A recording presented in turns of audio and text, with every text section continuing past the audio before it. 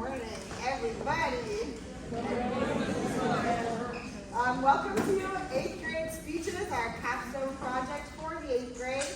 If you do not know, my name is Mrs. Cottrell, and I am the 8th grade literature language arts teacher. I wanted to, before we bring our 8th graders who are the stars up on the stage, wanted to just make a few comments very briefly. I was on maternity leave from February until May 6th. So my 8th graders knew this project was coming up, and then I had to leave them. And they had to figure it out mostly on their own without me standing over their shoulder and breathing down their neck for all of their assignments. What you are going to see today is hours and hours of dedication and hard work on the part of the 8th grade students. It is video conferences with me while I was holding a 2-week-old baby in order to talk to them about their speeches. It is little notes and little questions that they asked me.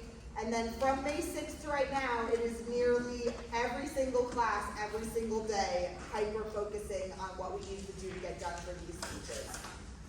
I wanted to say thank you to so many people for making this possible for the 8th grade today.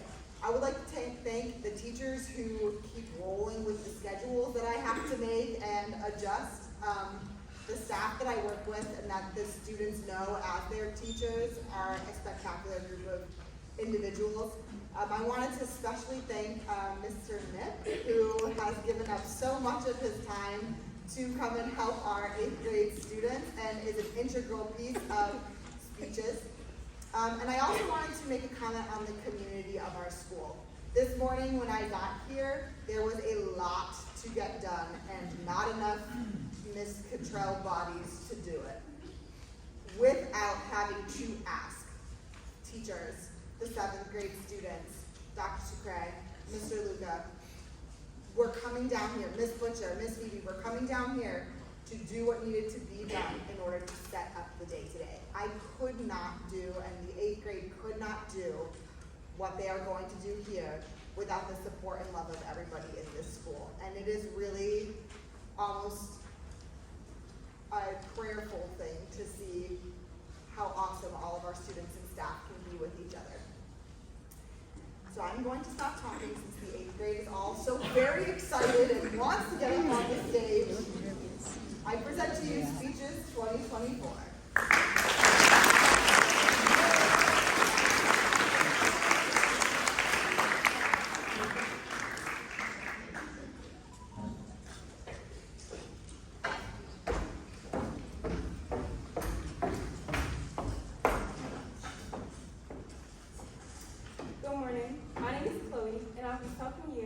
Cultural capital in education. Did you know that race, gender, and wealth plays a role in education? Well, it does, and it's a major role in the application process, and it decides many people's acceptance to schools and even their jobs. Cultural capital gives wealthy students advantages with opportunities in school and with money, while other students with less cultural capital don't have that amount of support or preparation to achieve success in those categories. Students with large amounts of cultural capital don't often recognize that they have those special advantages than other students in those careers.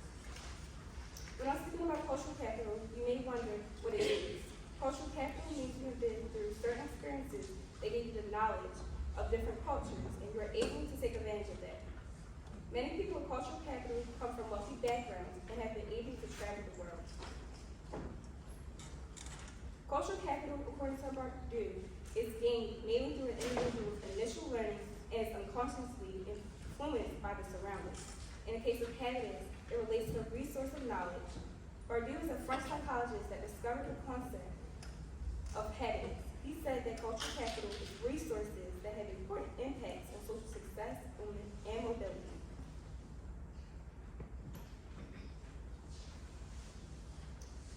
Cultural capital can be separated into 3 subcategories: institutionalized capital, embodied capital, and objectified capital. This is because cultural capital is influenced by more than just a personal experience. And cultural capital is affected about how people live their lives, the experiences they accumulate, the wealth they have or acquire, and how others view them because of it. First, we have institutionalized cultural capital. It is academic qualifications and getting things like a college degree and awards. The more prestigious college you're in, the more awards you can acquire and connections you can make. Embodied cultural capital is knowledge or skills that a person gains from their habits. Accents and languages are some kinds of this type of cultural capital. In America, we value European culture and see it as a higher level than other non-white cultures. Lastly, objectified cultural capital. It is an object that shows parts of a culture that someone can use as an advantage in education. Things like jewelry, books, and art are examples of this kind of cultural capital. This is the easiest way to obtain more cultural capital. This is because you can go out and buy things that make you appear as if you have experienced different cultures. So how does this all connect to education? Cultural capital seems like something adults have to worry about for other adults. However, cultural capital impacts us from the minute we are born. In order to grow our own cultural capital and be taken seriously by others, we must rely on education. According to curated articles, in 1970, 12% of young women aged 25 to 34 had a bachelor's degree, compared to 20% of men, a gap of 8 percentage points. By 2020, that number had risen to 41% for women, but only 32% for men, a 9 percentage point gap, now going the other way. Recently, young women have risen to a higher level in school. For example, the education gender gap emerges well before college. However, girls are more likely to graduate high school on time and perform substantially better on standardized reading tests than boys, and about as well in math. Looking at the chart, you can see that whites are the majority of students that have been accepted into college over the years. Other races are incrementally increasing their attendance, but do not come close to the number of white students enrolled. According to Capstone report, Black and Hispanic graduates also generally have attended institutions that have less money to spend on offering a quality education, and they're significantly underrepresented in important fields such as engineering and education, mathematics and statistics, and physical science. Looking at the chart, we can see that 59% of high school graduates are white, 18% Hispanic, and 16% Black. These numbers are drastically different for degree-holding individuals. 68% of degree holders are white, while only 9% of them are Hispanic and Black. Statistically, white students hold higher amounts of cultural capital and are reaping the rewards of it. Privileged students have large amounts of cultural capital. They're able to afford to go places like museums, art galleries, and libraries. They can experience different people and cultures. According to the chart from CNN Business, you can see that rich people mostly earn college degrees. This is unfair to the poor who want to get into good schools, but because of their background, they are at a disadvantage. Increasingly, the wealthy are getting wealthier. In 1983, the gap between rich and poor was large, but it has grown astronomically since then. Lower income individuals are making less money than ever, and with that comes less opportunity to grow. Underserved students have a low amount of cultural capital, and they often can't really be in various social situations because they might feel like they don't belong. They haven't really experienced going to places like museums, art galleries, or libraries, and being connected to people on a social standpoint. According to Pew Research Center, the enrollment rates among middle and high income students also have risen from 64.7% to 8.7%, respectively, in 2012. NCES defines low income as the bottom 20% of all family income, high income as the top 20%, and middle income as the 60% in between. Looking at it another way, low income students now are enrolled at about the same rate as middle income students were in the mid-1980s. According to the New York Times article, representatives from several of the colleges said that income diversity was an urgent priority, and they had taken significant steps since 2015 when the data in the study ends to admit lower income and first generation students. These include making tuition free for families under a certain amount, giving only grants not loan and financial aid, and actively recruiting students from disadvantaged high schools. By giving financial aid grants and not loans will allow students to have the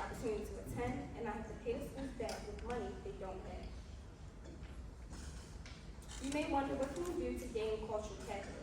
You can go on trips and see the world to experience different cultures.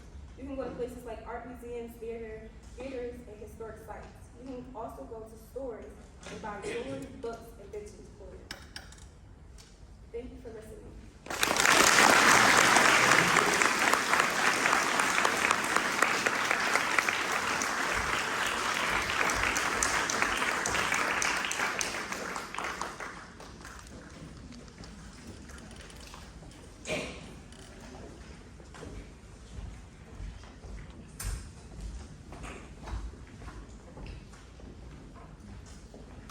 Just by looking at this image, you may not see the relevance or importance of this woman.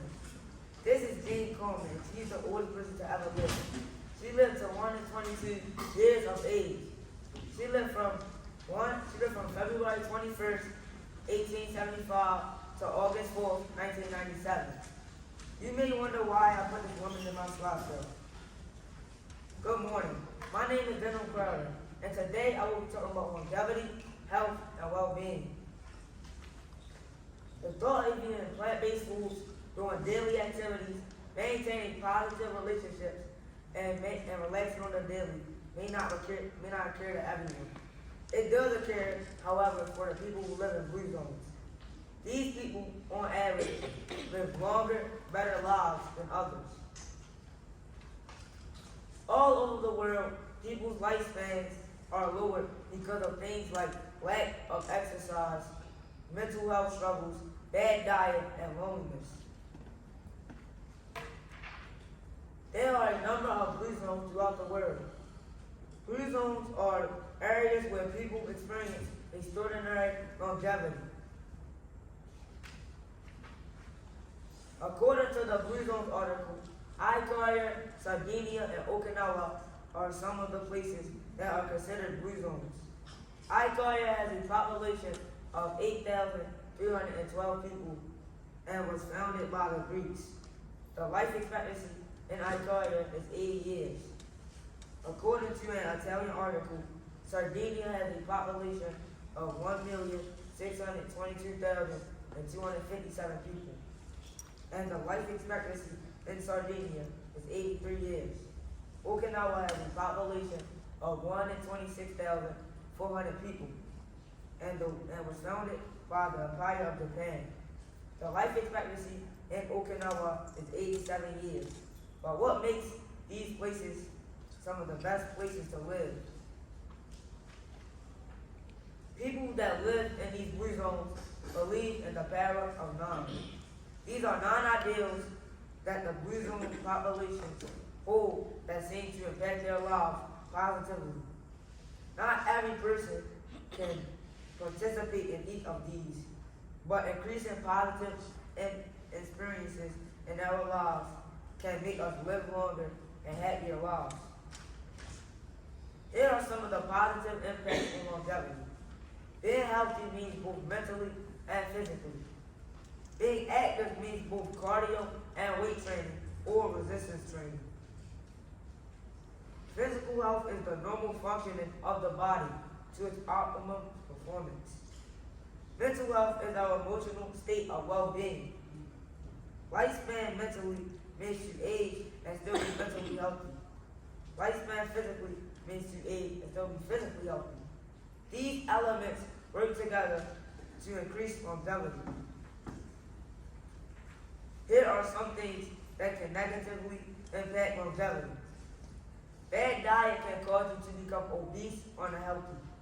Sedentary lifestyle can cause a decrease of muscle coordination. Loss of physical health can lead to loss of quality of life. Decreasing your lifespan because of the decrease of your mental health. Decreasing your lifespan because of the decrease in your physical health.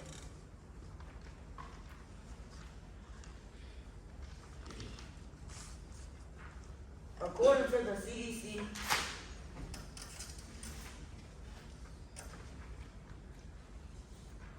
the CDC, mental health includes our emotional, physical, psychological, and social well-being. It affects how we think, feel, and act. It also determines how we handle stress. relate with others, and make healthy choices. Mental health is important at every stage of life, from childhood and adolescence to adulthood. Keeping good mental health will help you to live longer. Physical health can be defined as a state of well-being, when all internal and external body parts, organs, tissues, and cells can function properly, as they are supposed to function. Going to checkups, exercising, eating well, all of these things can keep our physical health in top shape. If you want to live longer, you might have to start small. All of these changes can't be made at once, and that's okay. Try eating healthy for at least 1 week during the month, which means no meals of candy and calorically dense foods. Talk to someone about how you are feeling to help your mental health. Not having someone to talk to, not controlling your anger, and feeling alone all negatively impact your life and your longevity.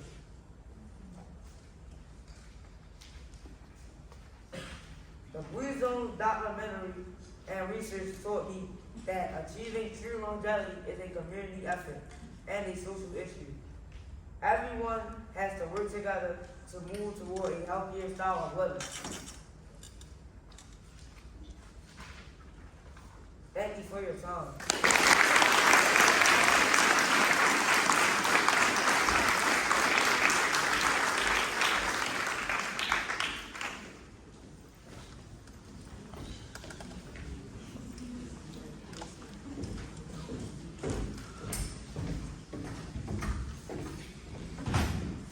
Hi, I'm Serenity, and today I will be talking about music in the ground. Before I start, I would like you to close your eyes. Think of your favorite song. Now that you got the song in your head, think about how you feel when you hear this song. Does it bring up memories for you? Is it able to change your mood? Can you remember the title of the song or lyrics? Does it make you move to the beat? Okay, now open your eyes. When you think of music, you might just think of melodies and rhythm, but it's more to that music. Music is a powerful tool that can influence the brain in many ways, including altering brain chemistry and impacting mental health and well-being. We may use music while cooking, on our way to school, or while getting ready.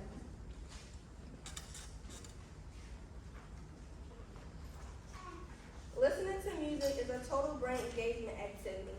Music connects sides of the brain, activates movement centers, lights up the area responsible for controlling behavior, expression, and decision making, impacts our emotion centers, and helps us recall memories and influence coordination, among other things. Did you ever get a song stuck in your head? You might be wondering, how do our brains repeat music over and over?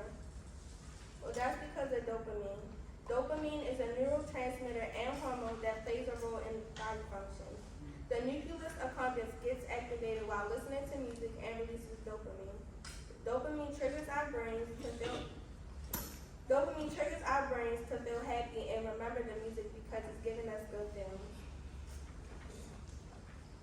There are two regions of the brain, the auditory cortex and the motor cortex, which helps us enjoy the music. The auditory cortex is how we hear the sound waves coming from the music, and the motor cortex is how we move our bodies. According to a post on rootnote.com, a popular music blog engaging with Music 2021 survey contacted 43,000 music fans from 21 countries and asked them questions about listening habits and music genres. What they found was that music was essential to mental health and well-being of individuals at one of the most difficult times in our world. 87% of respondents said that music provided them enjoyment and happiness during the COVID-19 pandemic. 80% stated that music helped their emotional well-being. 68% of people ages 16 and 19 years old said new releases from favorite artists helped them during the pandemic. How is music used? Music is used in two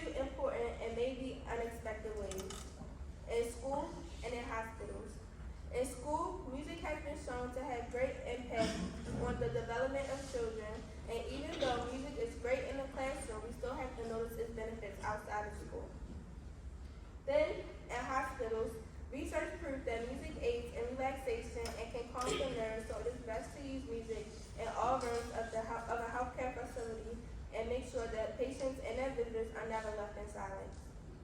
Patients should also be given the options to what music they are interested in and also offer headphones. Also, we should be mindful that the patients need to be comfortable in their setting, so make sure that the volume of the music isn't too loud and has the right amount of balance. According to teacherstarter.com, listening to music can enhance students' memory and learning capability, and can also help students with anxiety. Relaxing music can help students calm down and get settled for lessons, or you can use music as a hook to grab the students' attention. Brain breaks let all the energy that isn't needed out and also improves concentration and brain activity. Music therapy is usually practiced one-on-one but can be used in groups. It has been very helpful for people who are in hospitals, correctional facilities, and nursing homes. Although listening to music is a well-known pastime, this presentation is showing how it's used as a powerful tool that can influence the brain in many ways, including altering brain chemistry and impacting mental health and well-being. Thank you.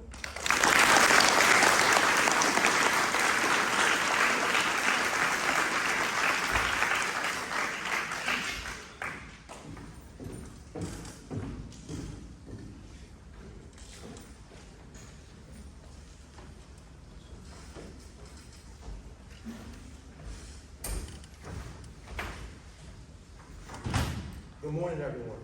Good morning. My name is Michael, and today I'll be talking about mental health, more specifically depression in adolescents. Everybody's mental health is important and needs to be addressed. To first understand teen depression, we must first define teen depression. Well, according to Mayo Clinic, teen depression is a serious mental health problem that causes a persistent feeling of sadness and loss of interest in activities. According to Substance Abuse and Mental Health Services Administration, teen depression is on the rise.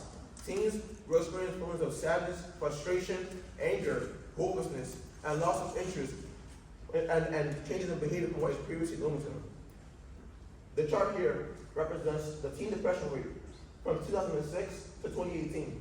The blue column shows teens who have experienced depression, and the red column shows teens who have got treatment for depression.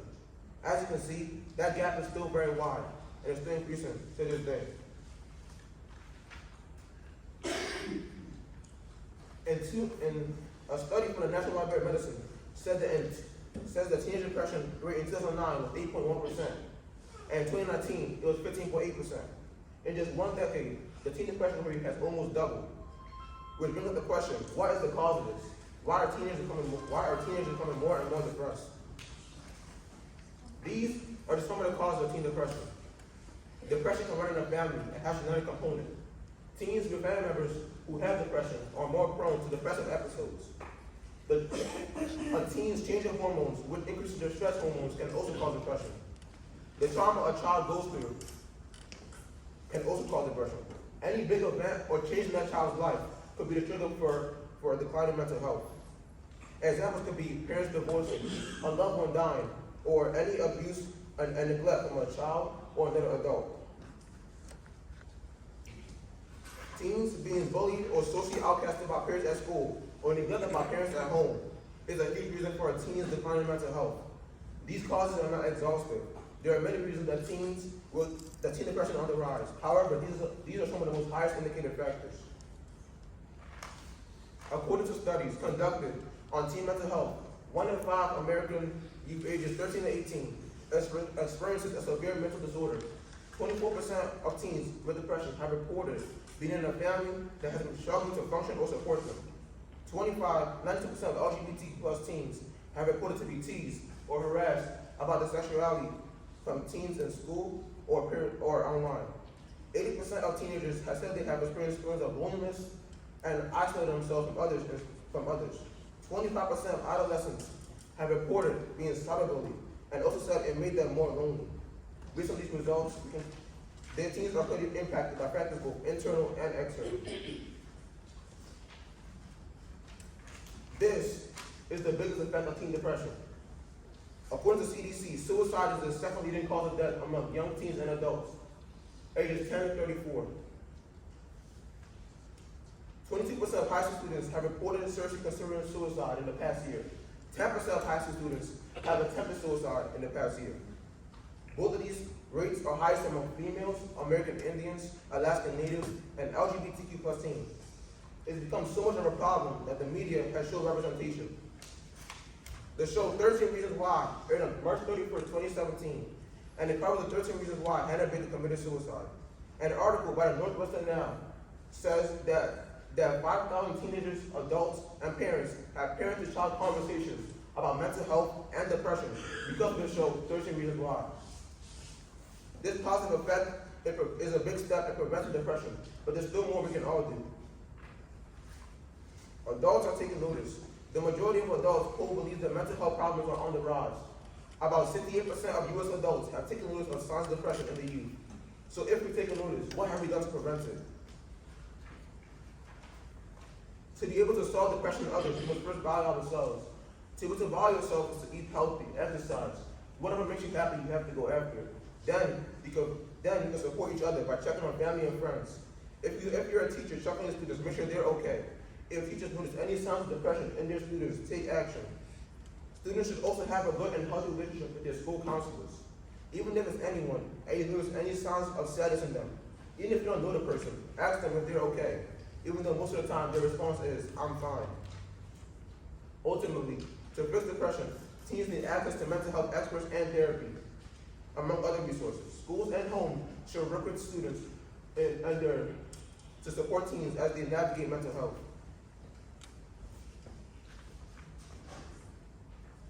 I'm fine. This is everyone's response, and it's a normal response, especially if you don't know the person. Not everybody wants to vent their emotions right there in that moment. If all you can do is to socialize with them, interact with them, even try to become friends with the person. If a person is your friend, tell them that they don't seem the same. Ask them how they're really doing. And recommend them to a school counselor or a therapist. And turn that I'm fine into them actually being fine. Thank you. Raise your hand if you've ever heard of the word fast being used to describe a car. Okay, now raise your hand if you've ever heard of fast food. Okay, great. Have you ever heard of the word fast being used to describe a person? One last question. When you see this woman, what do you think? For many, you think this is a woman who is dressed how she pleases. Her outfit may not be considered modest by certain standards, but she's still wearing what she likes. How would you feel if you saw this little girl in a similar outfit? If her outfit seems inappropriate for her age, we may need to examine why you believe this. Perhaps you have been exposed to hypersexualization. Hello, my name is Jamie Bilal, and today I'll be talking to you about how the hypersexualization of young girls and women is an unfair practice that can impact an individual's understanding of their self-image and value. Women have been victims to hypersexualization and objectification for years. This constant objectification can cause women to have long-lasting problems. In order to speak about hypersexualization and how it impacts all of us, first, we must define it. Hypersexualization is the attribution of sexual or erotic characteristics on someone or something to an extreme or inappropriate degree. The exclusive forcing of someone or something on sex or sexuality. Basically, it is when a level of sexuality is assumed. We see evidence of this practice in dress codes, video games, the media, and clothing brands. I'll be focusing on 4 main points today. The reason that women are mainly the victims of hypersexualization, the mental and physical harms this can cause on them, some examples of hypersexualization in our everyday lives, and how we can solve this problem. First of all, we need to examine why women are more so victims of hypersexualization than men are.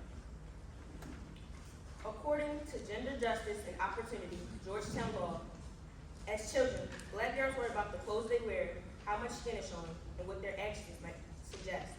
Black girls grow into Black women who face similar struggles. As adults, Black women have to be cautious of how their bodies are perceived in a professional setting. The perception of Black bodies workplace harassment, or even being fired. In an article by the American Psychological Association on the sexualization of girls in the media, it was found that across 58 magazines, 51.8% of advertisements featured women portrayed as sex objects. Women appearing in men's magazine ads were objectified 76% of the time. In movies and TV shows, women are constantly portrayed in a sexual manner at a higher rate opposed to boys. How does this hypersexualization impact women? What kind of effects does it have on women around the world? According to UNICEF, the consequences of hypersexualization for girls and women include anxiety about appearance, feelings of shame, eating disorders, low self-esteem, and depression. In an article by the New Social Worker, a study states that 8 through 18-year-olds use their phones for around 10 hours a day, meaning they're being exposed to a lot of hypersexualization as they're on the internet. It also tells us that only 34% of girls reported being satisfied with their bodies, while 60% compare themselves to fashion models. Almost 90% of girls feel pressured by the fashion industry to be thin, 55% diet, 42% know someone who has purged after eating, 37% know someone who is diagnosed with an eating disorder, and 31% acknowledge that they have starved themselves or neglected food in order to lose weight. Now we will talk about some examples of hypersexualization. Dress codes are a prime example of hypersexualization. In most cases, dress codes lean more towards the female than the male. In an article, reporters focused on what female employees were and weren't allowed to wear. Female employees were made to wear high heels, tight-fitting clothes, they were prohibited from wearing pants, they must show their legs, and they could not wear jackets, while male workers could wear whatever they wanted. When kids are exposed to hypersexualization constantly, they begin to adapt to the things they're seeing on TV. Persuaded by the images they see on the screen, children begin to act unlike children in their own age group. As seen in the images on the screen, some of the things that are meant for adults are being exposed to children. Now that we know the details of hypersexualization, we can discuss the ways in which we can get rid of it. In most cases, we see hypersexualization being portrayed in the media, in music videos, in television shows, and even in school. But there are many ways we can get rid of hypersexualization and we can minimize the effects. Things like boosting your child's self-esteem through positive feedback about their accomplishments and achievements, making sure that your child knows you care about them through your words and actions, avoiding harsh discipline to inappropriate or sexualized behavior and speech while still explaining why their behavior or actions are unacceptable to you. Set clear boundaries so that your teenager or child cannot be confused of what is and isn't appropriate. Reinforce these clearly established boundaries in a constant manner and act as a role model of appropriate behavior. In conclusion, hypersexualization is impacting women globally. It starts early, around age 5, and targets women of different races and ethnicities differently. Hypersexualization worsens mental and physical health and can inflate simple things like dress code. We need to be aware of our thinking, speaking, and the media we ingest in order to combat hypersexualization. Thank you for your time.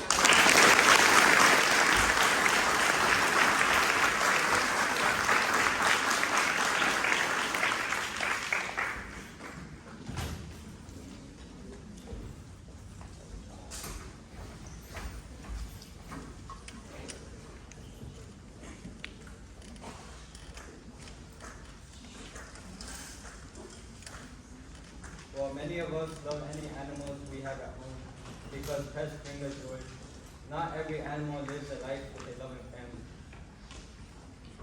Some animals are doomed to feel pain, suffering, and neglect. Good morning. My name is Marcus Salvador Peralta, and today I will be talking about animal cruelty. Why is animal cruelty a problem? In a governance commission on the humane treatment of animals, it is stated that not only is animal cruelty a problem for animals, but it is an indicator for an individual that has already experienced violence or may be predisposed to committing acts of violence. Animal cruelty is a problem because the effects of animal cruelty can cause harm to the animals, humans, and ecosystem. However, research has shown that animal cruelty can be reduced if people report animal cruelty, inform others about the problem, and work toward a more humane treatment of animals at places like shelters and rescues. Animal cruelty is a complex situation that impacts the lives of animals by destroying their way of living. Not only after the animal gets abused, they also don't find a safe place to live in after they are abused by someone. The abuse that an animal faces off is unbelievable because they don't normally feel safe around anyone after being mistreated by someone. Animals rarely return to their normal state before they were abused, and they usually get abused by people who are accustomed to harming animals. People who tend to mistreat animals are more likely to mistreat others, or if they have children of their own, they are more likely to mistreat their own children. According to DEDO 2012, the most obvious harm caused by animal cruelty is the pain and suffering endured by the animal. In contrast to what is often presented by the media, happy endings in cases of physical cruelty are rare. The abuse is often ghastly, and victim animals are rarely returned to good health or adopted by a loving family. According to ICMA.org, many crimes are associated with people who have been previously abused or neglected animals. Looking at the chart, instances of assault, aggravated assault, vandalism, burglary, and other crimes are correlated with individuals who have been previously associated with animal neglect and cruelty incidents. What is animal cruelty? When people think of animal cruelty, they mainly think of two major types of animal cruelty: passive and active cruelty. What is passive cruelty? Leaving an animal outside for a long period of time without shelter and care is an example of passive cruelty. Passive cruelty isn't the same as directly abusing an animal, but failing to provide for your animal falls in the category of passive cruelty. A pet owner might fail to provide for their animal by not giving them a shelter or not feeding them for a long period of time. According to the Humane League, an example is the inadequate grooming of a dog, leading to discomfort, mating, or skin conditions. Another is leaving an animal outside for a long period of time to endure extreme weather conditions. Active cruelty, however, is more intentional. Active cruelty happens when an animal is deliberately abused and harmed by the owner. People tend to abuse an animal when they don't follow a command, like being outside, but it's usually instinct that comes from a person to hit their pet for disobeying a command, because no owner would like for their pet dog to be inside the house. But this situation can be treated differently without having to harm the animal. You might be wondering what this number represents. In September 3rd, 2021, the Humane Society of the United States posted a YouTube video titled Shops Support 150 Exotic Animals Saved from Severe Neglect, in which they set up an investigation with the police, charging the owner of the pet shop with cruelty. All of the animals in the pet store were found living in poor and unsanitary conditions. The animals that were rescued at the pet shop were checked on, and most of the animals were found underweight. The police department had to shut the pet store down and send the animals away to a better home in which they would be given the shelter that they needed. The owner of the pet shop was charged with cruelty because he abandoned his pet shop and left every animal in that pet shop to suffer in severe conditions. The owner of the pet shop didn't directly abuse the animals, but he was charged with cruelty because the type of cruelty that he committed was passive cruelty. Here are some shocking animal abuse facts and statistics. One of them that drew my attention the most was the first example. According to the statistics, 10,000 animals die from extreme abuse around the United States. Another shocking fact is that animal hoarding primarily affects dogs and cats.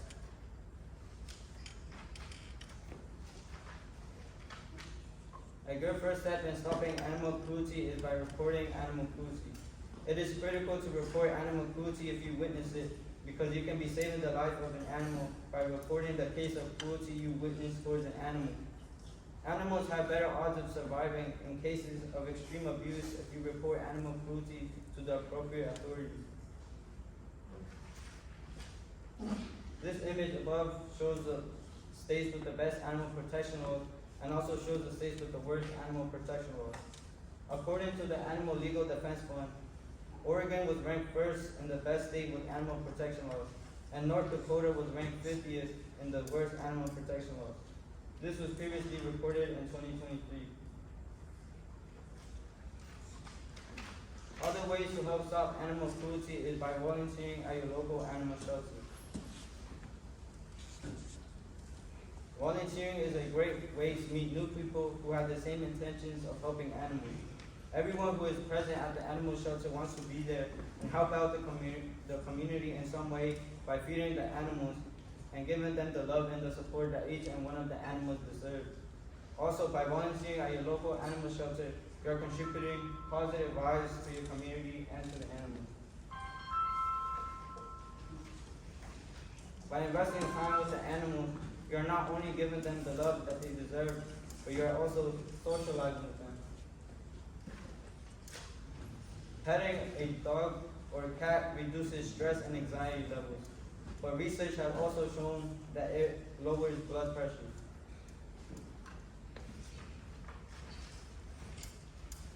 Animal cruelty impacts animals across the globe and is an indicator for issues with people as well. Stopping animal cruelty can help make our world a better place. Thank you.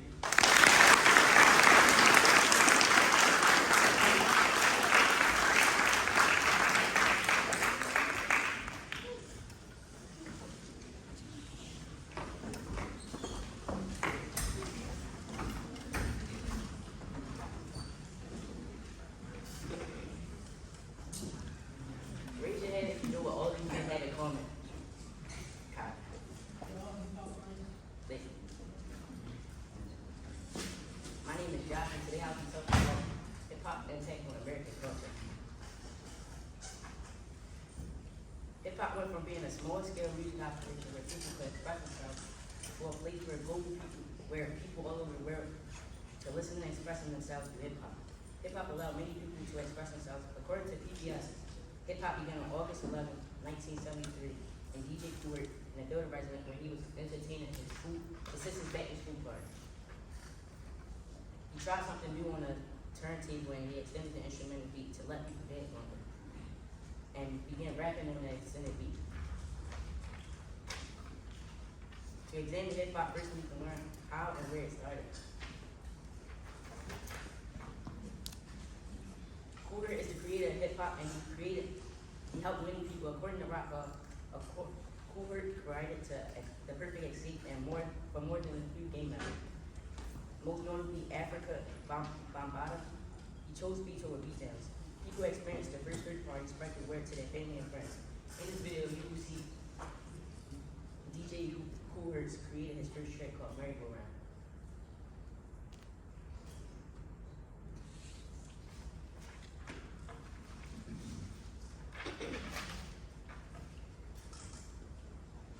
According to Rockfall and Fame, Cool Herc dropped the turntable lead on a funky beat and committed a revolutionary act that served as the foundation of rap. When Cool Herc utilized the turntable lead to scratch records and establish hip-hop, he was unknowingly the instigator of entire musical genre and culture. During the hip-hop golden age, people saw this time as a way to express themselves. According to the history of the hip-hop, there was also an emphasis on the black nationalism. Eric Dyson states, during the hip-hop golden age of 1987 to 1993, the Afrocentric and black nationalist rap was most prominent. The golden age of hip-hop was soon influenced the world.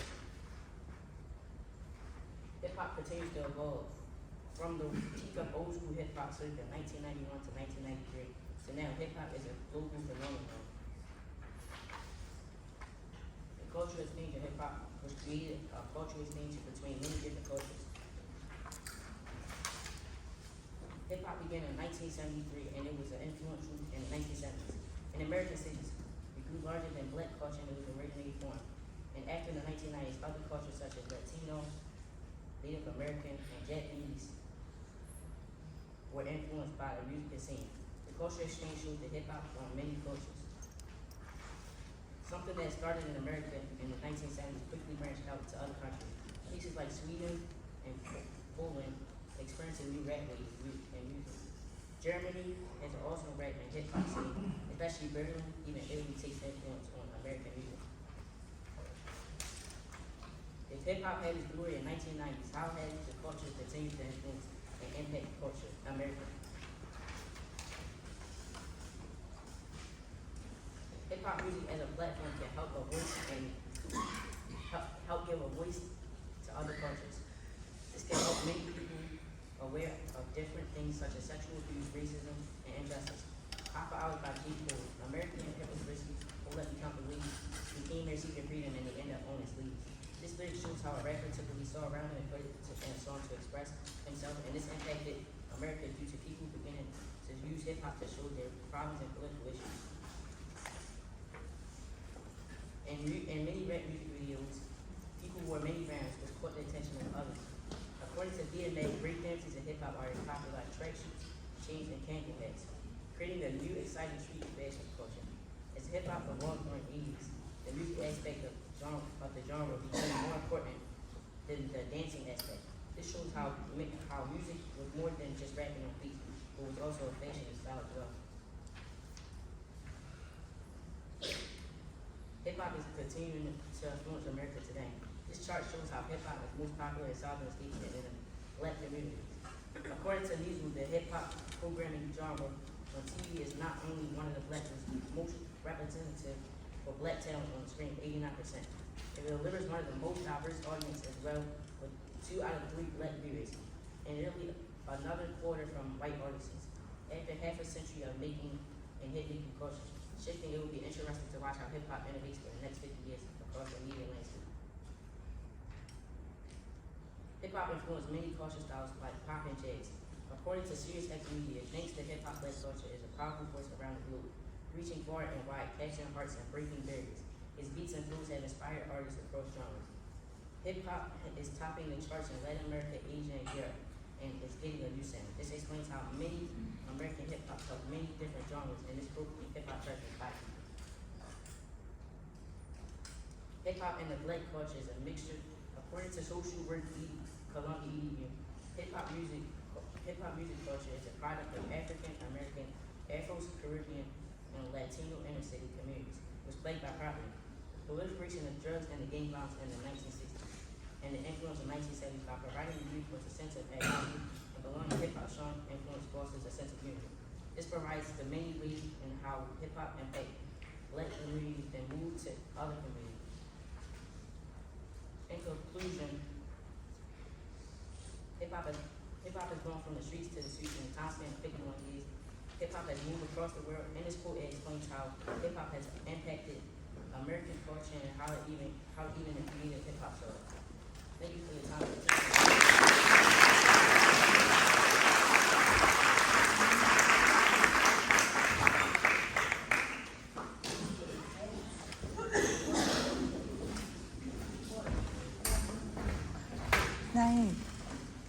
Naeem. I can't stop rolling. I've been nonstop thinking about Taylor Swift since a few months ago, and it's beginning to drive me insane. I'm an overthinker, high imagination type guy, and every time I'm alone or just not talking, my brain creates kind of a love story in which Taylor is able to see me remotely and where she actually knows about me and loves me back. I love Taylor Swift with every part of my being. She's like a dog to me. This situation happens very often and lasts around 2 to 3 days before I snap back into reality and start to be sad for no reason. Now, raise your hand if you think this sounds kind of scary. I do too. This person is having delusional thoughts about a famous individual that they do not know and will never know. There's a name for this, and it's called celebrity worship syndrome. Good morning. My name is Malia, and today we'll explore the dark side of admiration, celebrity worship syndrome. Trigger warnings. Some images in the slide depict self-harm. Now, before we begin, there's some essential vocabulary to know. According to the Oxford Language Dictionary, celebrity is a state of being well known. Idolatry is the worship of idols. Worship is a feeling or expression of reverence and admiration for a deity. These words we use repeatedly throughout the slideshow.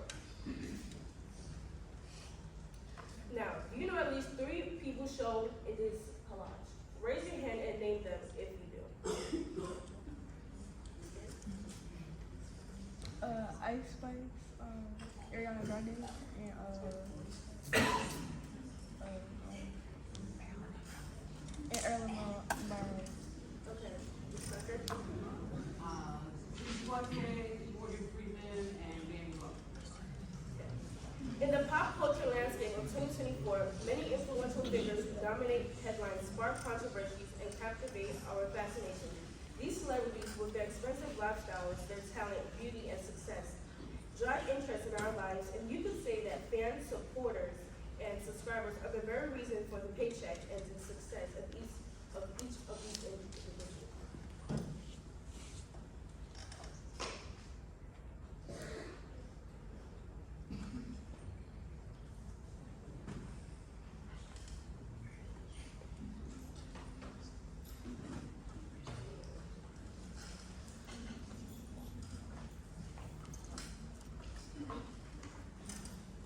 Technical difficulties.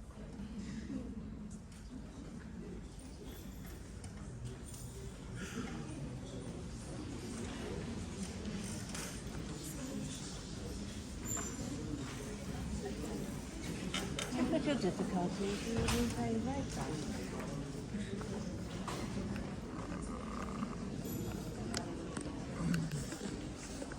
Was first known as celebrity worship syndrome in the early 2000s when psychologist Dr. John Madley led a study on the phenomenon of celebrity worship. The study found a direct link between obsessive celebrity worship and a deep feeling of anger, anxiety, self-consciousness, depression. However, idolizing celebrities is a natural human tendency wired into our physiology that likely goes back thousands of years of the ancient origins of first civilization. Thank you. Let's get your. Can someone get the next slide, please? Intimate social. Intimate social, an instance of this attitude might be my friends and I enjoy chatting about the latest celebrity scandals. This form of admiration can manifest as tracking celebrities on social media is regarded as the most basic level of celebrity worship. Now, this is common for most young adolescents aged 13 to mid-20s to be in this stage of admiration. However, the mental health of the admirer begins to suffer. Intense personal behavior. Like, I regard my favorite celebrity as my soulmate, which show an intense level of obsession. So, studies indicate that individuals who exhibit this form of celebrity admiration tend to have poor mental health. This is where a celebrity becomes a central figure in someone's life. Love-obsessed stalking accounts often go for roughly 20 to 25% of all stalking cases.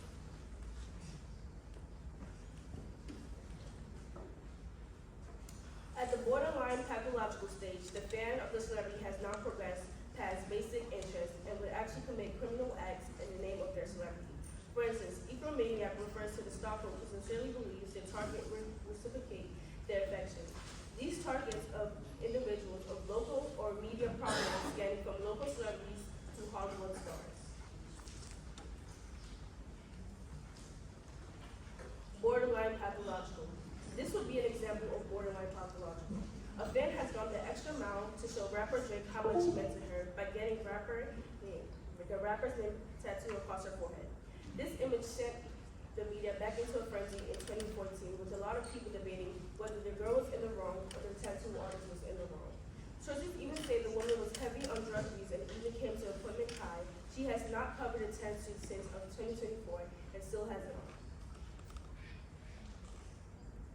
One time, an East Asian pop star June was at a hotel after a show and went to relax at the hotel sauna, but it will turn into a bit of a nightmare. During his time there, a fan snuck up on June. Meanwhile, he was asleep and wasn't aware the fan was there. The egomaniac fan quickly snapped a photo and posted it on many international fan boards with the caption, "June is now sleeping in the sauna," and even sexually assaulted him while he was asleep. This blew up on social media with later the fan being arrested. Back in 2013, the trend #CuttingForBeaver started trending on Twitter as a joke. However, young fans of the singer soon picked up on the hashtag and started posting pictures of them cutting themselves for real, with this picture causing media outrage on Twitter. A young girl posted this picture to multiple media sites, cutting her arm to attract boy group EXO. Sources say the girl was struggling with mental health and allegedly her mom reporting that her daughter was depressed and this was her coping mechanism. A 24-year-old woman posted a letter to boy group G-Dragon signed and pledged in hopes the boy members will respond to her. She later posted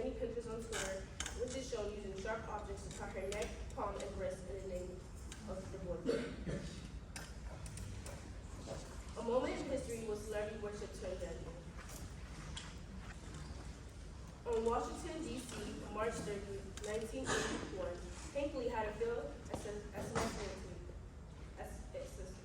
on President Ronald Reagan, instead taking the life of a Secret Service agent because he was obsessed with actress Jodie Foster.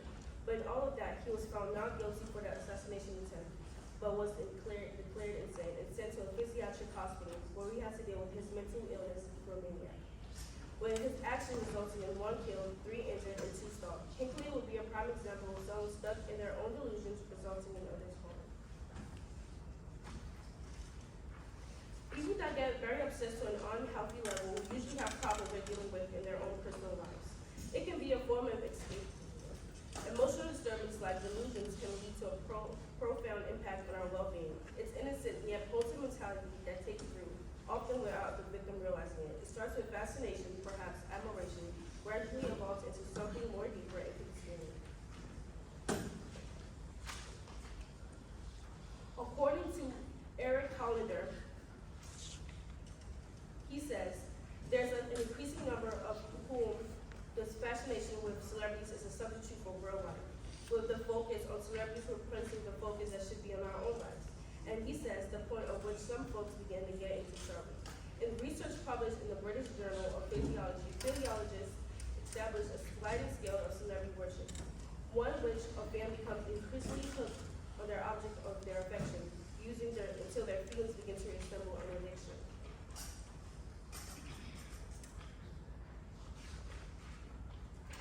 Hey, don't get me wrong, entertainment is important and valuable in life, and I'm sure some of us keep up with the latest scandals and talk about celebrity scene. But there are more important things and more important people in the world who don't get a fraction of credit that celebs do. Most celebs, with few exceptions, are also self-absorbed and out of touch, which doesn't help. The solution to celebrity worship is not as straightforward as it would seem, since no one has been able to determine a clear cause of celebrity worship. But being self-aware, seeking professional help, and setting boundaries and limiting exposure can help. Thank you. Hopefully I educated you all of my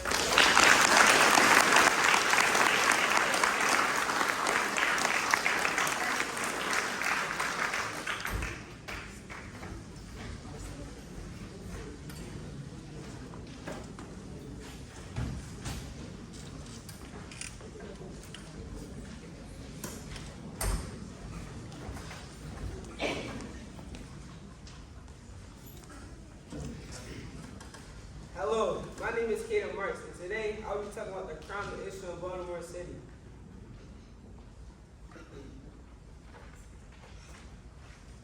Crime in Baltimore City is higher than the average for all of Maryland and America overall.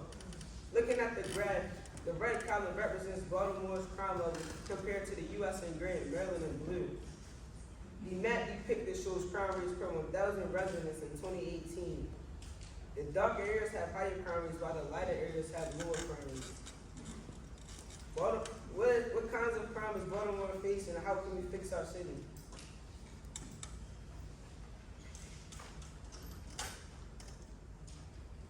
Today we'll be focusing on defining types of crime in Baltimore, locations of crime, and what are we doing to fix the crime rates.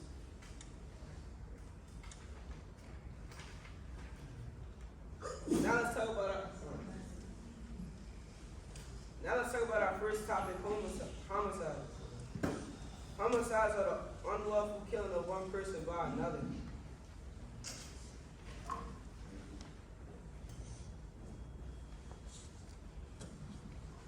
According to the Baltimore Sun Crime Database, there has been 66 homicides in Baltimore City already in 2024.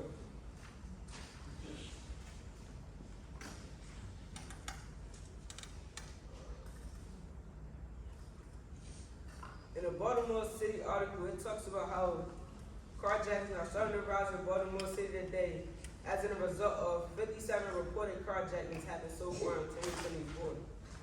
For example, in Baltimore City and throughout the country, there's a group that calls themselves the Kill Boys. They mainly steal kids and other cars, but they have stolen 577 kids and Hondas in 2023.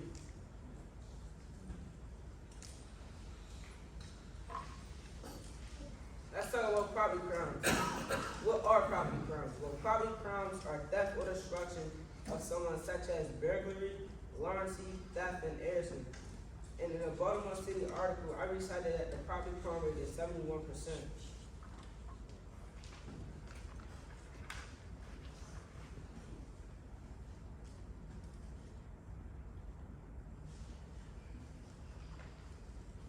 This graph shows the property crime rate that happened in Baltimore City, as in arson, auto theft, burglary, Lawrence, and Lawrence from auto. As you see, Lawrence is our biggest issue in Baltimore City. As a result of 152 Lawrence has happened so far in 2024.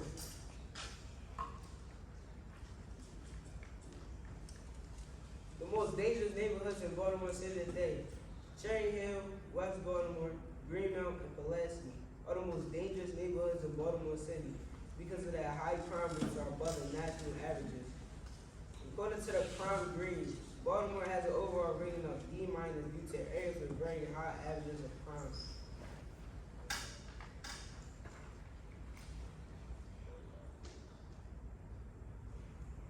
Now that you know that, let's talk about Cherry Hill.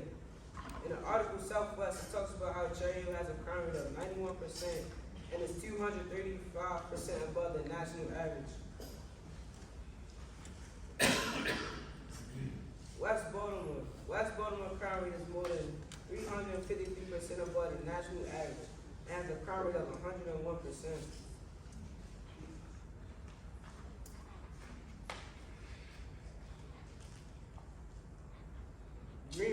Greenmount is 277% above the national average.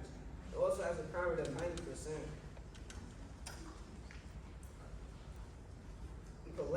Pulaski has a crime rate of 49%, and anyone there has a 1 in 9 chance of being a victim.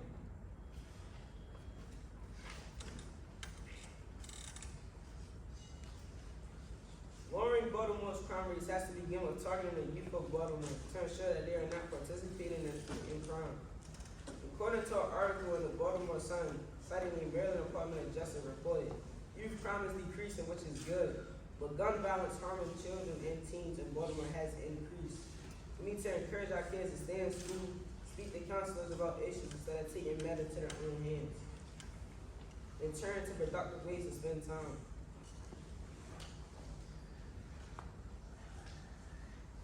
Our youth is starting to be the face of the crimes that are happening today in Baltimore City, as in carjacking specifically.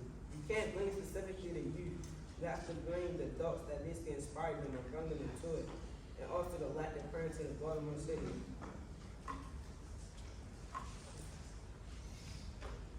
Have you ever wondered what's inspiring our youth today? Well, it's social media. Social media is giving ideas to our youth and saying everything bad is good.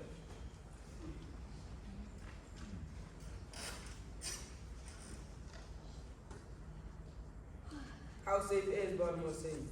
Well, to answer the question, Baltimore City has a higher crime rate than similarly sized metro areas. In order to fix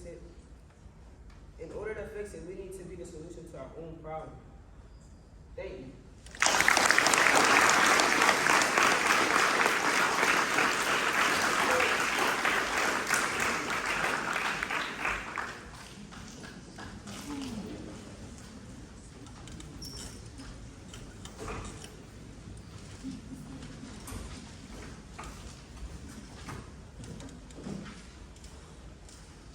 Raise your hand if you think this picture can be considered art.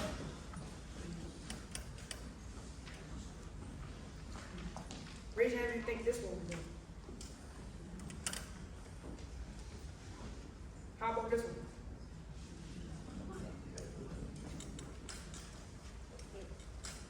We may all agree that major paintings, hung in museums, such as the Mona Lisa, can be considered art. However, sometimes we don't see the artistry in other forms of expression.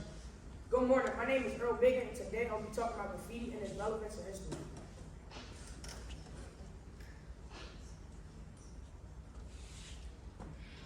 What is graffiti?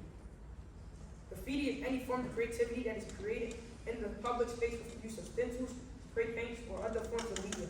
According to most definitions, graffiti is often unauthorized artistry or public surfaces. Although graffiti damages property, causes public safety issues, and can result in questions of liability, like who is responsible to clean it up, researchers believe that the history of graffiti shows freedom of expression because graffiti is also considered an art form and has its own place in society. According to polls conducted by YouGov.com, the majority of people believe graffiti can be considered art. In a further breakdown, people are divided on if graffiti is always considered vandalism, and this even shows differences politically.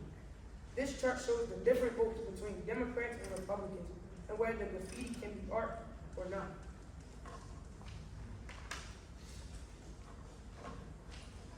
I know you are wondering in some ways graffiti can be either vandalism or art. Graffiti can be vandalism because once graffiti is painted on the wall by the artist or whoever else creating it with spray paint or markers, it can weaken structural surfaces. However, graffiti is still artistic. Oftentimes, graffiti is used to express a message or something that the artist wants to say about society. Regardless of people thinking graffiti is art or not, many individuals love to go to cities with massive amounts of graffiti and use that art to boost their own Instagram images. When researching graffiti, these kinds of questions could pop up in your mind. Like, what is so important about graffiti? Is graffiti also done by gang members? Where did graffiti start? Or even who is the most known graffiti artist? If graffiti is done on a property, which isn't the one who did it, they will be fined or receive charges. There are two types of charges that one can receive: criminal charges or trespassing charges. Can anyone tell me what the number below stands for?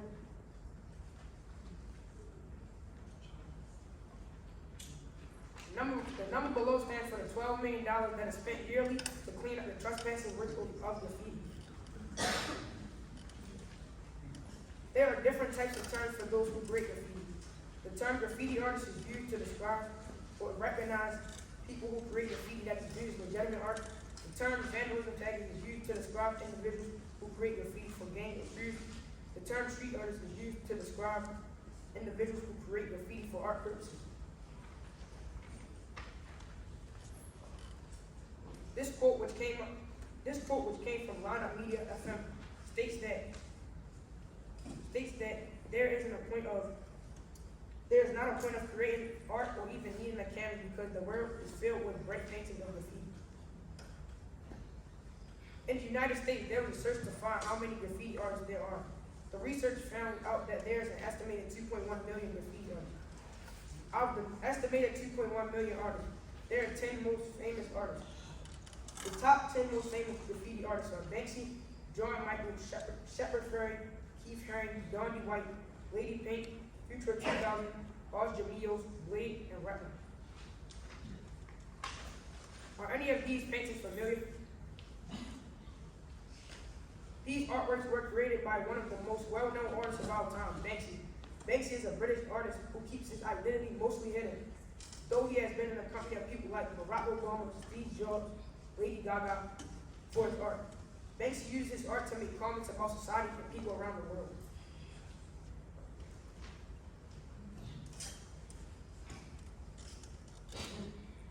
Who is Cornbread?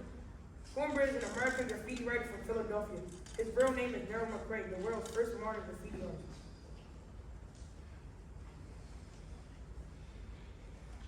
These two images are paintings of graffiti.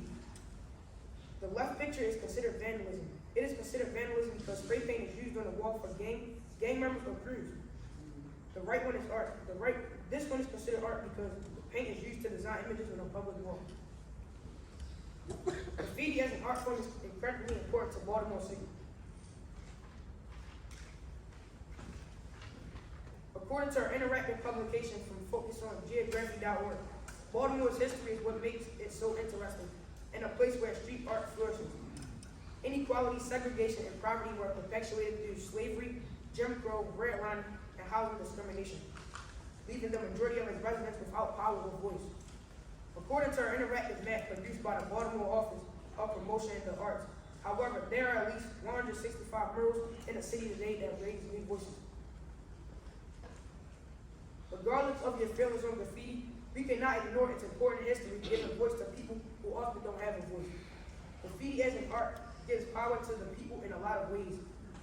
Yes, it may have dangerous or complicated aspects, but it can also show a new style of art if we all look close enough. Have a good day. Thank you for your time.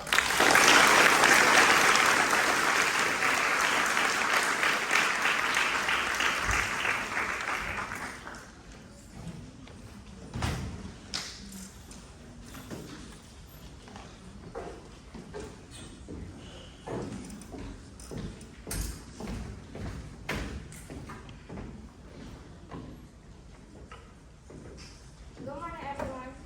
My name is Abigail Wilson, and I will be examining appropriation of Black culture. First things first, what is cultural appropriation? Cultural appropriation is the inappropriate or unacknowledged adoption of the elements of one culture or identity by members of another culture. This can be especially controversial when members of a dominant culture appropriate from minority cultures. There are 4 types of cultural appropriation. Number 1, dominance. The dominant culture in society uses parts of minority cultures. Number 2, exchange. 2 communities exchange aspects of their respective cultures. These cultures are typically equal in power. Number 3, exploitation. The dominant culture takes parts of minority cultures without compensation or credit. And lastly, number 4, transculturation. This happens if someone takes aspects from several cultures. As a result, it's hard for people to distinguish between the cultures and appropriately compensate or credit them. These pictures are people outside of Black culture appropriating fashion and hair. Bad Baby is an example of cultural appropriation. She wears braids, speaks in a language that portrays herself as if she's Black, also known as using a Black accent. Kim Kardashian is another example of appropriation. She tans her skin, wears braids, and gets lip fillers to look more like a Black woman. And lastly, Marc Jacobs runway models are one more example of appropriation. The models are wearing locks, which is one of the most popular hairstyles in Black culture. All other runway models are white, and when Jacobs was asked about his inspiration for the style, he only cited white stylists. Black people use braids as a way to escape from slavery. By making designs and other unique styles, braids bind us together as a culture. They are internal parts of Black culture. They are our ancestral roots. Braids are styles that reflect Black culture and their history. Black women chose easy to manage styles such as single flags and oils they had on hand, such as kerosene oil, to help keep them conditioned. However, historically, Black women are shunned for their hairstyles, and individuals call them natural and braided hair unprofessional. This is a quote from the article Essence. African American women have a rich history in terms of the ways they have worn their hair. There were ancient paintings that discovered braids in North Africa and show that they were dated 1,000 years ago.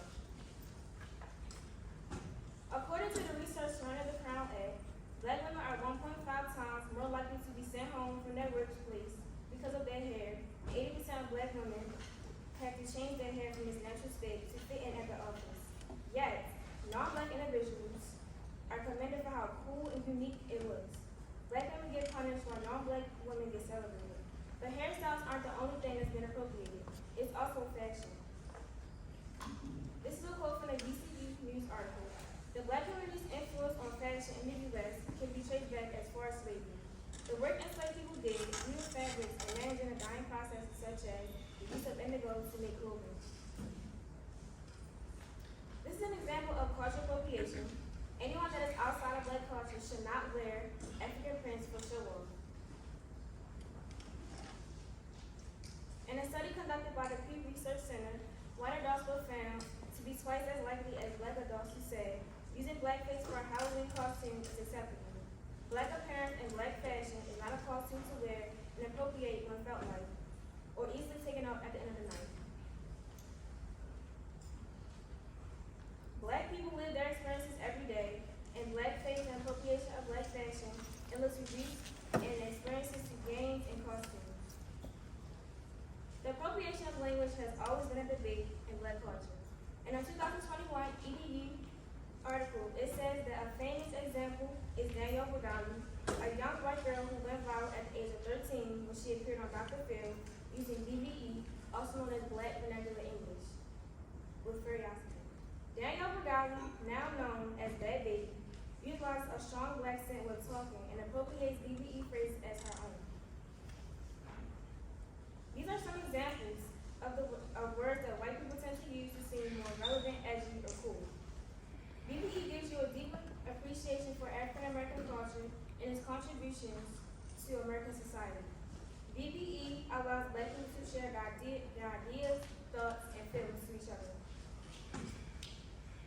The slang language originated all the way back in enslaved times to communicate differently between fellow slaves versus white slave owners. Companies use Black American English on their social media, advertising, and ads and marketing to appeal to the younger audience. This is troubling because the more Black American English is trivialized with ad slogans, the more it becomes a fad instead of what it really is, a rich and diverse functioning culture. This is a quote from the Health article. Cultural appropriation might be troubling for people in marginalized groups who are curious about their identity. Perpetuating stereotypes might negatively affect mental health. Black women are told certain looks are not attractive in their culture. Then, when it's on white women, it is depicted as being beautiful. This quote explains how the brain can be affected negatively by people who appropriate someone's culture. So, what do we do about cultural appropriation? First, let's think before we buy those clothes, wear that makeup, and say that slang. Are you part of the culture who created those things? Are you giving credit to the culture adequately? Approach exploiters professionally and calmly. Keep your cool and be heard. By doing these things, it can make people take a step back and think about their actions. But then you have people who think what they're doing is wrong and doesn't want to hear anything you have to say, and that's okay. In conclusion, cultural appropriation is very important to recognize in today's society. Cultural appropriation is always overlooked, and people rarely talk about it, but now it's time to speak up. It's time that we as a culture and community recognize and respect the beauty of Black culture and ensure that appropriation is not at all tolerated. Thank you so much for listening.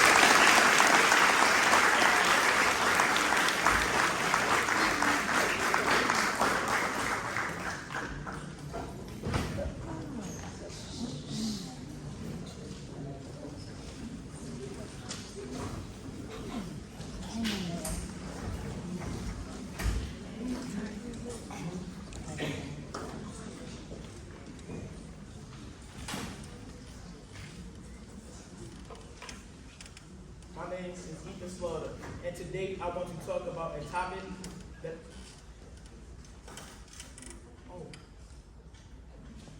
My name is Ethan Slaughter, and today I want to talk about a topic that is especially important in schools, but applies to everyone, everywhere: bullying. What is bullying, you ask? Bullying is repeatedly trying to make someone feel bad and destroying their self-esteem and continuing to pick on them. According to the research from the National Library of Medicine, one thing all types of bullying have in common is they all try and break down someone and give them social, emotional, and academic problems. These problems can soon turn into depression and has the risk of suicide. These categories include verbal assaults, threatening a person to fear you. Emotional bullying consists of trying to play with someone's emotions. Cyberbullying includes picking with someone online. Abuse includes trying to control someone. Physical bullying consists of hitting, kicking, and punching someone.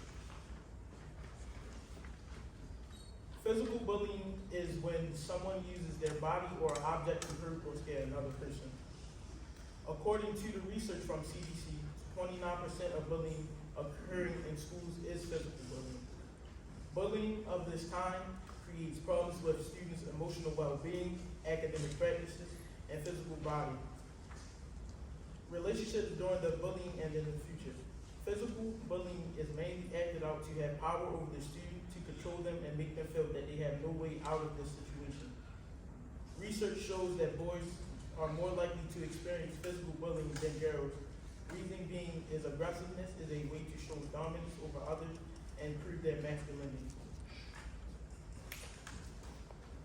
Cyberbullying is the act of intentional and consistently mistreating or harassing someone through the use of electronic devices or other forms of electronic communication. According to the research by Research Center, adolescent girls are more likely to have experienced cyberbullying in their lifetimes. 59.2% versus 49.5%. This is a major difference, but it still demonstrates that girls are more likely to get bullied. Reason being is because girls are more attracted to social media networks and use the internet more than boys. So this means that they are more prone to getting harassed or threatened by people online.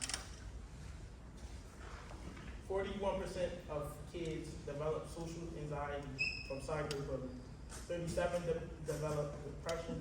The most common type of cyberbullying is offensive name calling and spreading false rumors about them. According to the survey of kids conducted by Broadband Research Center, 9% of kids polled feel that cyberbullying results in the usage of alcohol and drugs to cope, whereas 26% say bullying results in suicidal thoughts. How does bullying affect schools? According to the National Institute of Health, bullying affects schools because students witness bullying, which can make them develop anxiety because they are afraid that they might become the next target for the bullying. When they witness bullying and don't interfere, it leaves them with a guilty conscience. According to the research from WebMD, bullying affects mental health by causing depression, low self-esteem, anxiety, and suicidal thoughts. These are only the short-term effects of bullying. The long-term includes avoiding school, depression, and loneliness. Strategies against bullying. I have found 6 strategies. Bullying, tell any adult that you believe will do anything in their power to protect and help if it is truly needed.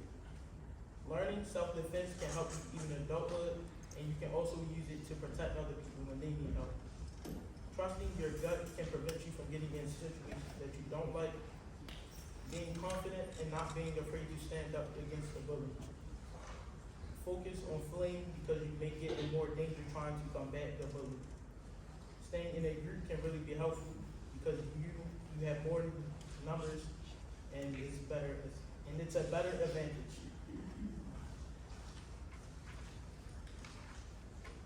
In conclusion, I believe that we can stop bullying by encouraging therapy, empowering schools to help students who are being bullied and checking on each other.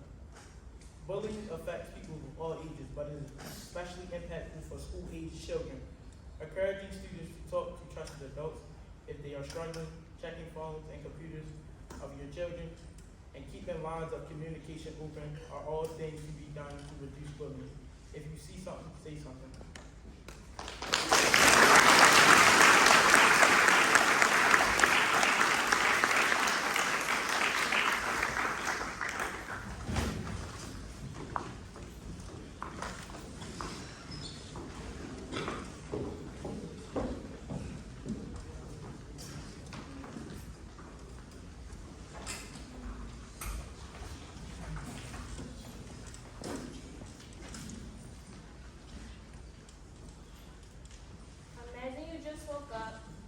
Imagine you just woke up and you remember you have a test that you know you didn't study for.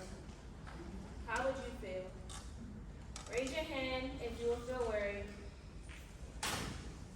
Okay, now raise your hand if you will feel anxious.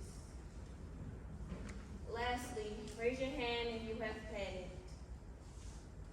Now imagine having that relentless feeling constantly affecting your daily life. Good morning. My name is Anaya Harris, and today I will be talking about anxiety and the daily effects it has on our lives. Anxiety can impact you in a variety of ways, such as personal relationships, professional relationships, and your own mental health. While living with anxiety can be difficult, there are many ways to cope. An estimated 31% of U.S. adults experience anxiety disorder at some point in their lives, according to Forbes.com. Living with anxiety can be debilitating, with anxious thoughts clouding your mind. These thoughts are like a constant critic in your head, always pointing out your flaws and causing you to doubt yourself. The Adults may also make you act in ways that you don't usually act.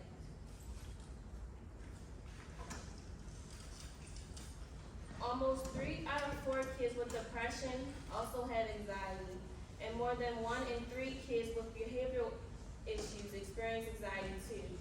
Additionally, around 9.4 of all kids, which is roughly 1 in 10, have anxiety. A high percentage of children with depression and behavioral issues also experience anxiety, highlighting the common occurrence of anxiety disorders.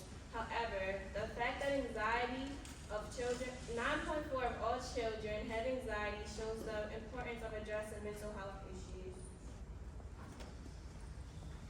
And feeling anxious can be normal. Our bodies need some nervousness. However, a persistent feeling of anxiousness can pose a problem. This especially impacts teens. The brain is more sensitive during teenage years. Teenagers experience a large amount of anxiety. Sometimes it is difficult for them to regulate themselves and their reaction to others. Many individuals confuse having anxiety with feeling anxious. Anxiety is constant and it interferes with daily life. Feeling anxious is temporary and it eventually goes away.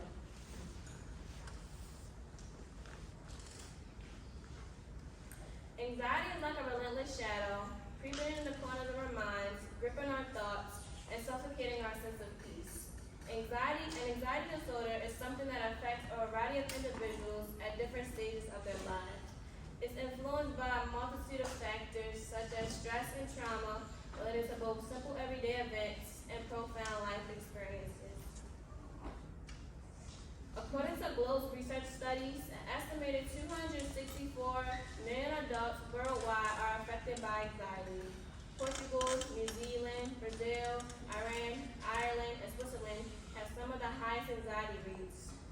In reality, America has the highest anxiety rate, with 19.1% of population being diagnosed with an anxiety disorder. Anxiety disorder is a broad term that has more specific disorders within it. Generalized anxiety disorder affects approximately 6.8 million adults in the United States, or about 3% of population. In children, generalized anxiety disorder affects 3% of children, with girls being more likely to be affected than boys. Social anxiety disorder affects around 15 million adults and an estimated 15 million children in the United States. Specific phobias such as fear of heights or spiders affects an estimated 19 million adults and around 9% of children. These numbers highlight the significant impact of anxiety disorders on both adults and children, showing the underscoring support for individuals of all ages. It's important to understand that feeling anxious is a normal reaction to stress or challenge. While anxiety is more persistent in severe conditions that can significantly impact your daily life, feeling anxious is a common experience that everyone goes through at some point in their lives. Whereas having anxiety is a diagnosable mental health disorder that may require personal treatment. Unlike nervousness, anxiety can affect you in a number of ways. So it's important to pay attention to how anxiety is affecting you so you can control it before it gets worse. Thankfully, there are many signs to know if your anxiety is getting worse. You should always know what's going on with your body so you can control it before it controls you. There are many ways to know you should be concerned about your mental health. For instance, having an upset stomach, headaches, heart palpitations, numbness, tinglingness, dizziness, or shortness of breath are all signs to know that your anxiety may be getting worse. By taking deep breaths, you can activate your body's relaxation response and promote a sense of calm. Acknowledging them and letting them pass through can reduce their power on your emotions. By practicing meditation regularly, you can learn to observe your thoughts without judgment and develop a greater sense of peace. Identifying areas of your life that you can control and taking positive steps to make changes, you can feel more empowered and reduce the feeling of helplessness. questioning why certain situations or thoughts trigger your anxiety, you can gain insight into your fears and beliefs. Exposure can reduce the intensity of your anxiety response and help build up confidence in managing challenging situations. Having anxiety does not define who you are as a person. Anxiety is just a part of the wonderful person you are. Anxiety can only control your life if you let it. These are some key ways to make a profound impact on your mental health.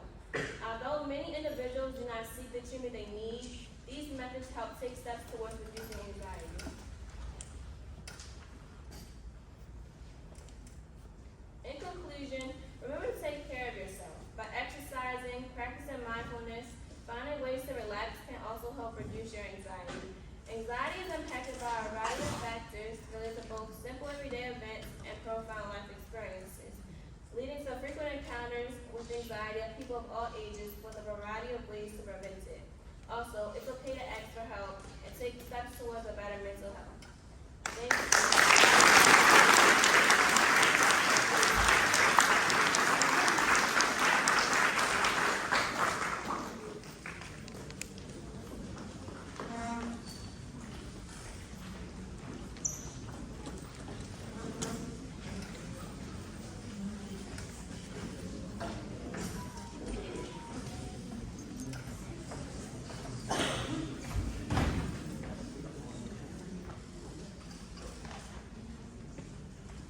Good morning. Good morning. My name is Devon Francis, and today I want to talk about one of the most misunderstood stereotypes beings, the pit bull. Look at this depiction of the pit bull. Pit bulls are often seen like vicious monsters, just like this picture shows.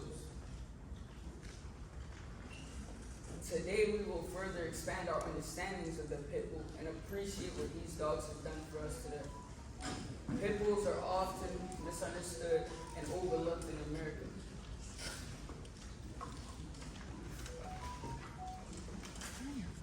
Pit bulls can be aggressive.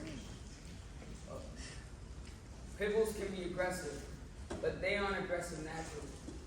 A test run by the American Temperament Society actually found that pit bulls are one of the top breeds with low aggression, low panic, and low avoidance. Poor training and bad history have given pit bull a bad name. From my research and understanding,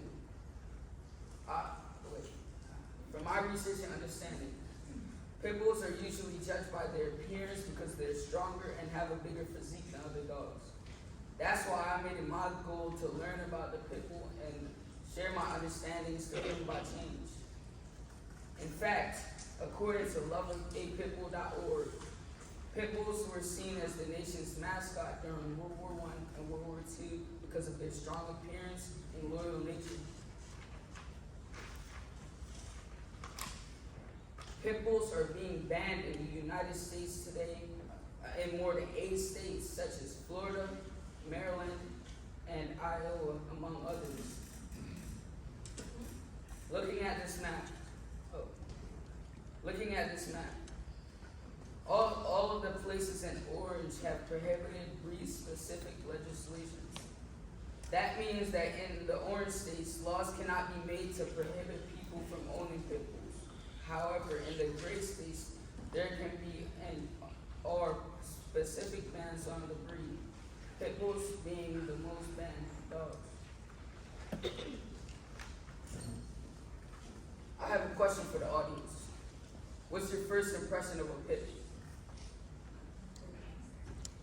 Tough.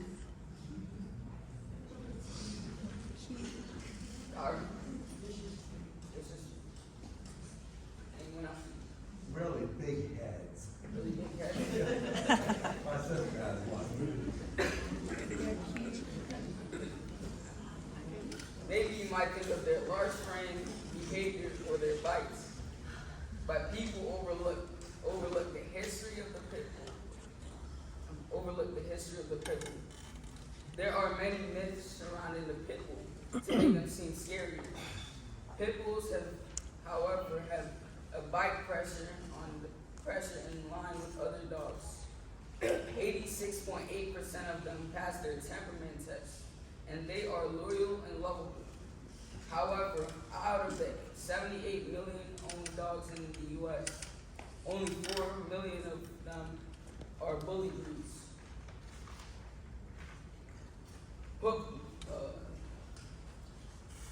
Pit bulls were used as entertainment in the early 1800s to the 1840s. Bulls were tied to a stake, and pit bulls would attack them. The sport was a death sport. The history of the pit bull is complicated and saddening.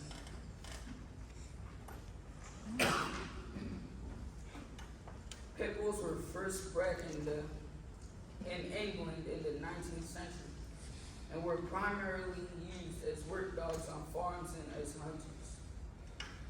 They were bred to protect and serve their families. They were brought into the U.S. in the 1800s, and soon they were used for sports like the previous slides. Their strength and loyalty made them good fighters, and people used them for violence and entertainment. According to NatGo, 60% of shelters with dogs will be euthanized or put down each year. Of these dogs, 60% of them are pit bulls. 86.7% of pit bulls admitted to shelters end up being killed. This is due to fear and untrue stories meant to hurt the breed.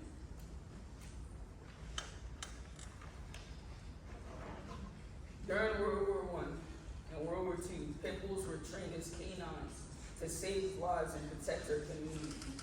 Pit bulls are a symbol of loyalty and bravery. Pit bulls are a symbol of bravery and companionship. They will defend their homes no matter what. They should be respected as the symbol of bravery and loyalty in America. They are the embodiment of the American spirit, and they will be known as the bravest dog in American history. We should make sure that as a community, we keep the pit bull's image and protect them from stereotypes. By learning more about pit bulls and spreading the truth, we could change the image of the pit bulls and revert the bans on pit bulls. Thank you.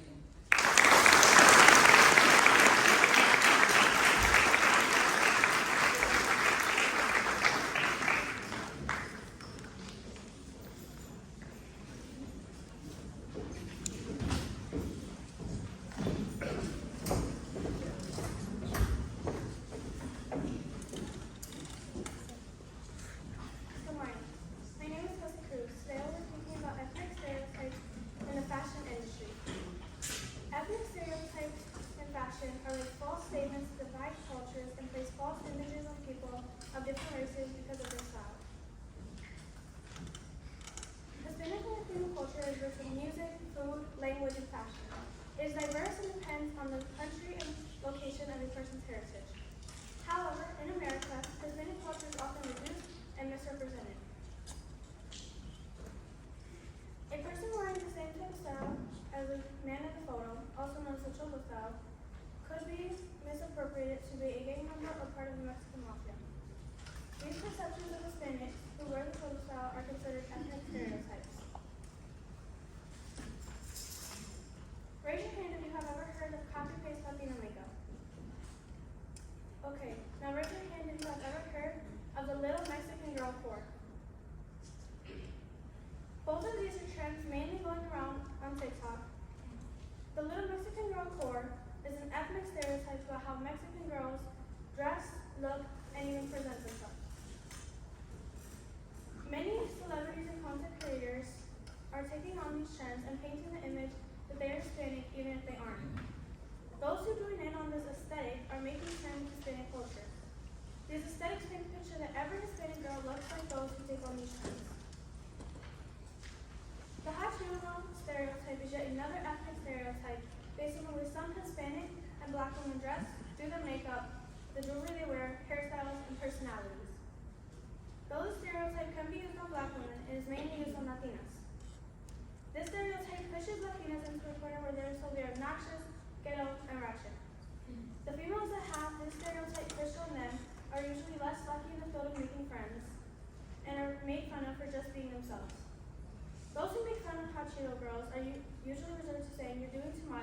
or it's not that big of a deal whenever they are confronted for their actions.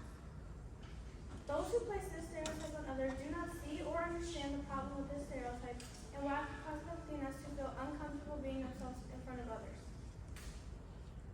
The photos you see on the slide now were found by a search on Pinterest. Can anyone guess what the search was?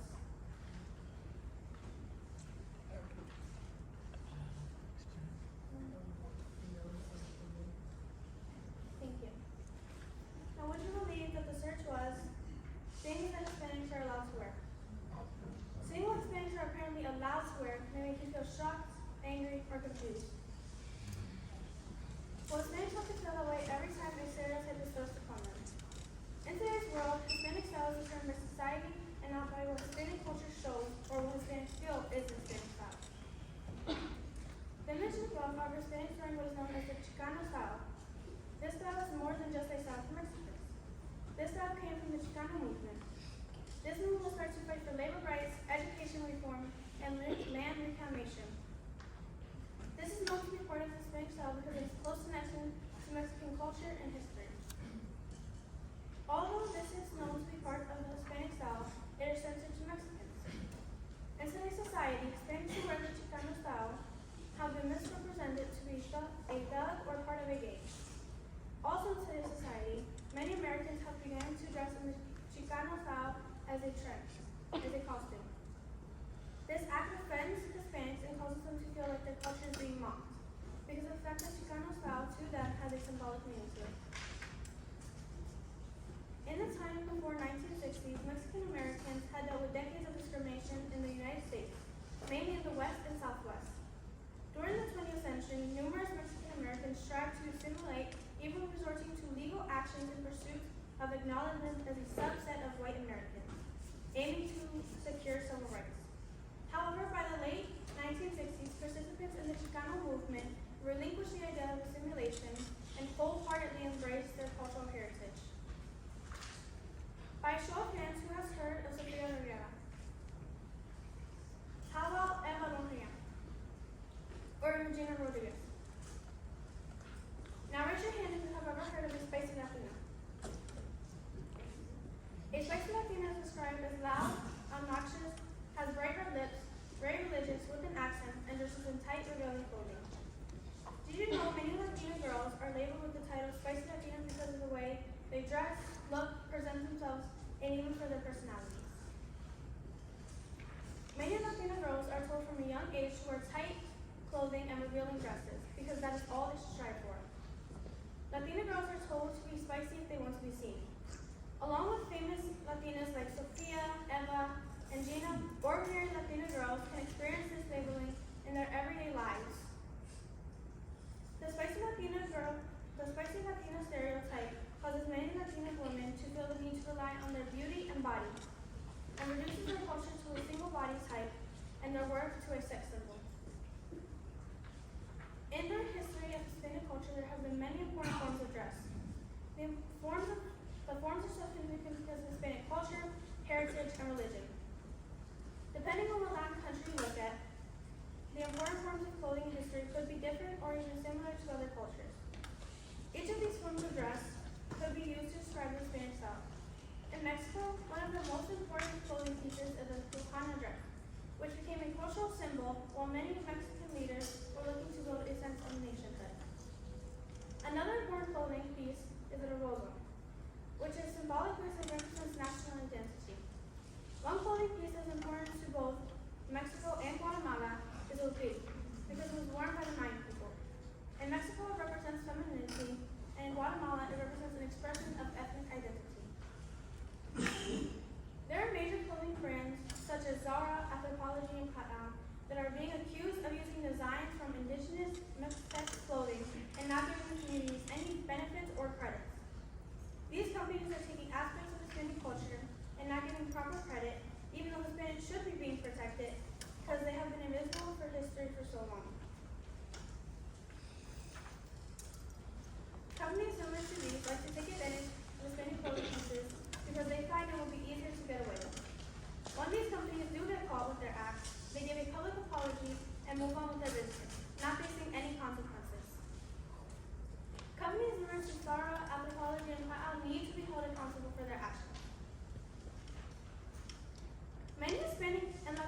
designers today are working to break Hispanic fashion stereotypes.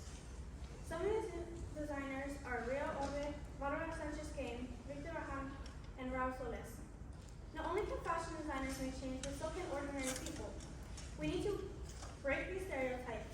One way that we can break these stereotypes is by embracing diversity. As a society, we can change, even if it starts with only one person. Ethnic stereotypes in the fashion industry cause many false and unfair suggestions towards Hispanics and Latinos. Along with causing false suggestions, stereotypes divide cultures.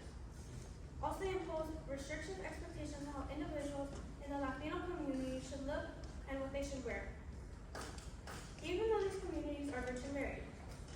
From the Chicano movement to contemporary challenges, stereotypes have shaped societal perceptions and leading to harmful generalizations and misconceptions. However, change can still be brought upon these stereotypes by challenging them, embracing diversity, and supporting Hispanic/Latino designers who seek to redefine fashion narratives. As we strive for change, even small actions can make a significant difference in fostering a more exclusive fashion landscape for all. Thank you for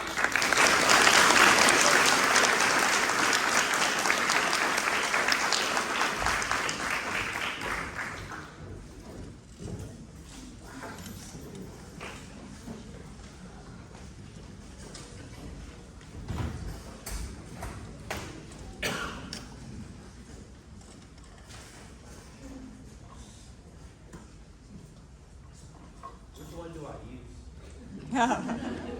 The one that works. This one? I don't know. Try it.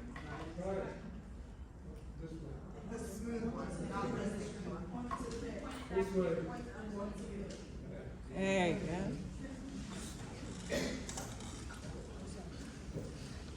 Good morning. My name is Amir, and today I want to call attention to an issue impacting animal populations globally: animal extinction.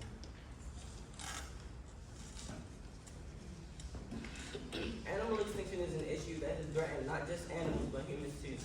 Animal extinction is often caused by ecosystems going off balance, pollution, overhunting, and other global issues.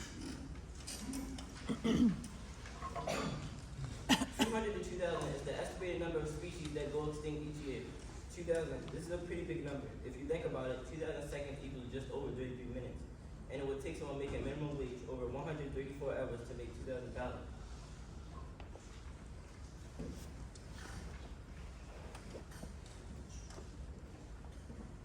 Some places that are well known are being heavily affected by mass extinction. These places can include the Arctic, the African savanna, and the Malaysian jungle. Each of these places have a distinct animal that are going extinct in that place. For the Arctic, it will be polar bears. For the Malaysian jungle, it will be orangutans. And for the African savanna, it will be the African elephant. Of all these animals, polar bears are the animal that is mostly affected by global warming. Currently, our global population is 8.1 billion people. We have to feed, put clothes in them, quench their thirst, give them a place to live and land. You may be asking yourself, how do we do this? We did this by causing deforestation, taking habitats, exploiting natural resources, and endangering plants and animals. Human populations has increased at alarming rates. Since 1700, we are rapidly growing by the billions. Through 75 years, humans have more than tripled the population, which can push animal extinction further. According to the graph, by 2048, the human population will have increased by 1 billion people. As population increases, more animals are forced to the brink of extinction. Along with population increase, there's an increase in the number of endangered species. From 2007 to 2022, the number of endangered species has doubled. According to the graph on the right, we have been increasing our needs, which is impacting animals negatively, and it's benefiting us, but in the near future, we won't have enough animals to feed over 8.1 billion people.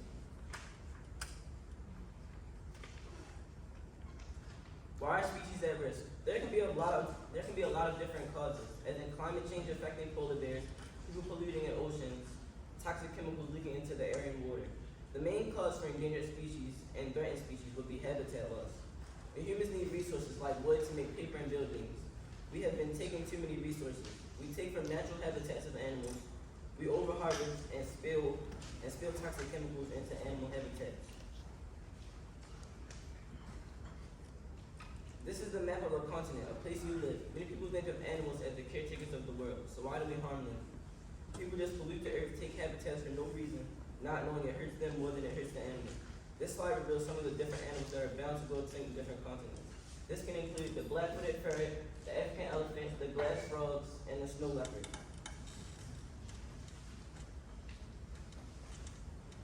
It's sad that we even have to make a list to rank these animals. These animals, the government should increase the fines for harming or killing endangered species. The government should increase the budget for enforcement of the Endangered Species Act.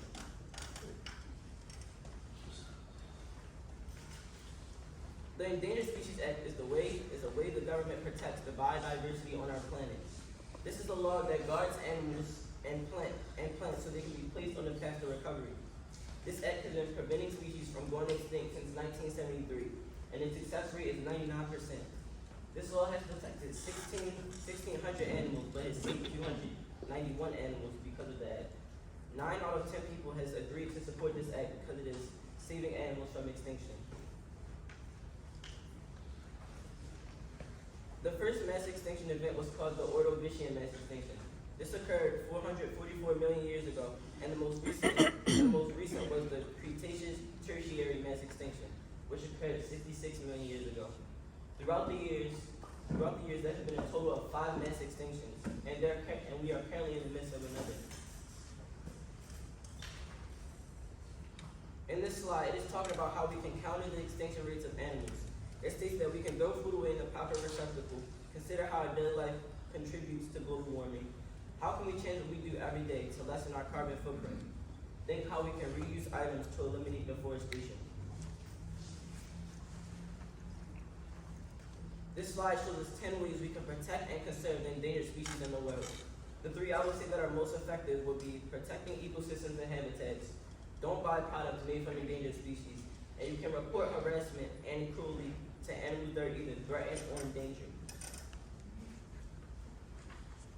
Creative solutions. We can change the way we do architecture. As you can see, these people are living in a jungle and a high-rise at the same time. Instead of just taking from the environment, they are adding to it. Instead of now being flat, it's going up the side of a building and multiplying the amount of trees and shrubs. This is a quote made by Earth.org. This quote talks about how the animals contribute to the reproduction of plants, and how we are affecting not just animals but plants too. An example of this is this quote on the screen. This quote also gives us information on how plants get from one place to another. It states that these seeds from the plants will come out and land somewhere else. So that's how they find the perfect place for the seeds to grow. But we won't have a place to go if we can't stop polluting everything in nature with our machines and chemicals. Thank you for listening to me.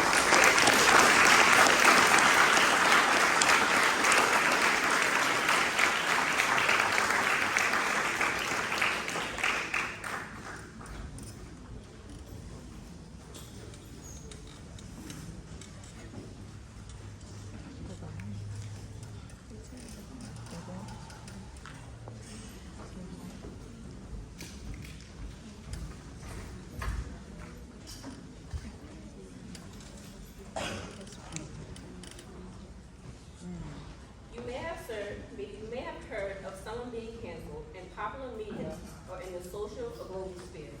Good morning. My name is Corey Pitts, and today I'll be talking about cancel culture and its effects on society.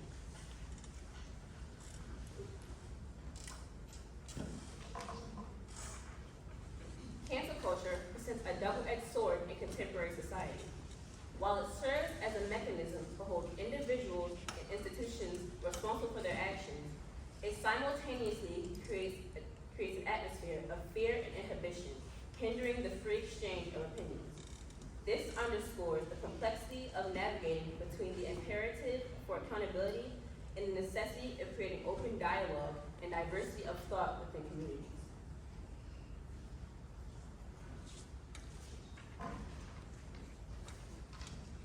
Cancel culture, as defined by Merriam-Webster, is the practice or tendency of engaging in mass cancellation as a way of expressing disapproval and exerting social pressure. But people can define this in different ways. In a recent study by Pew Research Center, people's opinion of cancel culture can vary by political affiliation. The data shows that people who are affiliated with the Republican Party have a more negative connotation of cancel culture, whereas people who are affiliated with the Democratic Party have a more positive connotation.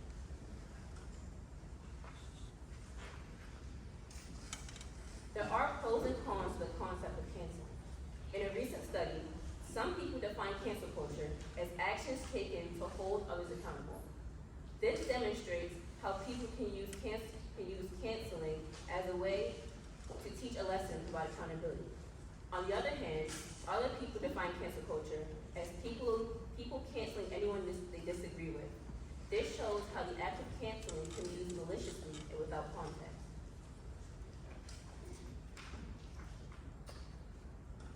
The creation of cancel culture can be traced back to historical instances of criticism and social exclusion. People of different backgrounds were often criticized for their differences. This quote, written by John H. Van Irby, a notable physicist and slavery defender, is a prime example of how Africans were ostracized for their uncontrolled differences from whites. Dissenting voices and actions against this were often suppressed through systematic oppression and violence, making accountability difficult to achieve. With the abolition of slavery and the gradual progress towards civil rights, movements for social justice gained momentum, leading to increased awareness and advocacy for accountability. As social media has evolved, cancel culture has evolved with it. Social media sites like Twitter and Instagram have made this more widespread. In fact, as of 2022, 61% of U.S. adults have heard a fair amount about cancel culture, an increase of 41% from 2020. The algorithms of these platforms play a significant role in amplifying outrage and determining which voices are heard, often contributing to the virality of cancellation campaigns. A notable victim of cancel culture is internet personality and comedian Colleen Ballinger. Ballinger is well known for her quirky, egotistical character, Miranda Sings. She gained popularity in 2009 when she uploaded a video to YouTube titled Free Voice Lesson while playing Miranda Sings.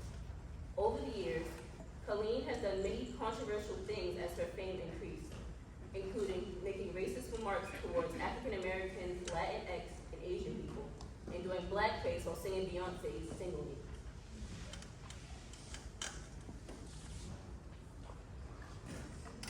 Her most notable controversy is also her most recent.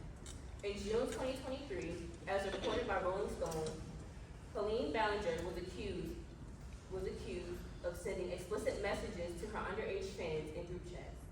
She was also accused of manipulating her underage fans into toxic parasocial relationships.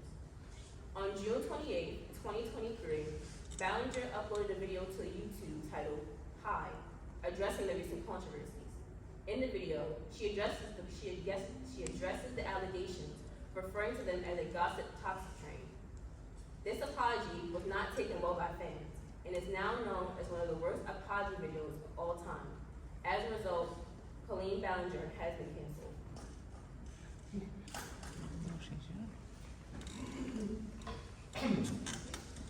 Now that we have seen cancellation in effect, what can we do about it? What do we do if someone was canceled for something they didn't do? How can we stop people from being canceled for unjustified reasons? Well, cancel culture does not have a tangible resolution, but there are ways we can hold someone accountable without totally ostracizing someone. This includes reforming our mindsets to provoke forgiveness and redemption, as well as reimagining accountability mechanisms that prioritize dialogue and rehabilitation over punishment. Another thing that we can do is define the context of situation before criticizing someone.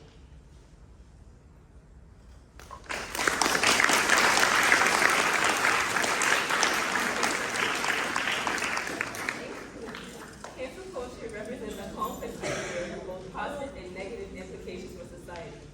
Moving forward, it is crucial to strike a balance between holding individuals accountable for their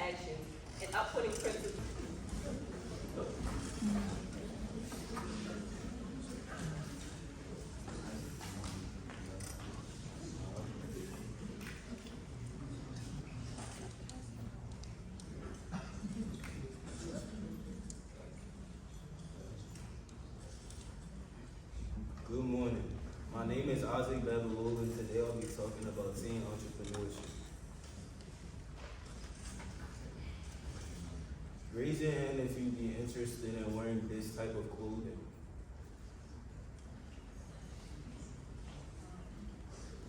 Raise your hand if you buy clothing directly from a designer and not from a store. I haven't. Raise your hand if you have ever bought clothing online.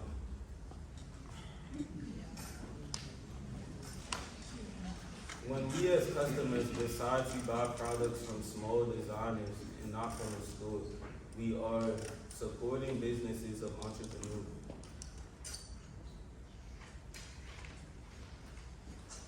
An entrepreneur is a person who sees a hole or need in the current market and decides to fill it because they have a product that no one has seen yet. Social media influencers are encouraging teens to become entrepreneurs. As more teens see the success of influencers, it encourages them to start their own businesses. According to Whitney Johnson on Harvard Business Review, among her daughter's peers, becoming an entrepreneur appears to be the rule, not the exception. However, teen entrepreneurs are not new, their numbers are just growing. Summertime jobs occupy many teens, while more than 60% of U.S. teens would like to work for themselves rather than a typical 9-to-5 job. According to Faster Capital, teen entrepreneurship is impacting the world in a big way. Teens are starting businesses young, funding themselves, and working in the ever-changing landscape of the technology sector, and using social media to research and promote their brands. This is famous YouTuber, influencer, clothing brand owner, and content creator Avery B. He is an example of a successful entrepreneur. Avery B is known for his popular YouTube videos, but also has a YouTube channel called AB Academy. On AB Academy, he talks about habits that teens can develop to become successful in life and as an entrepreneur. He is also the owner of his clothing brand, 99 Nation.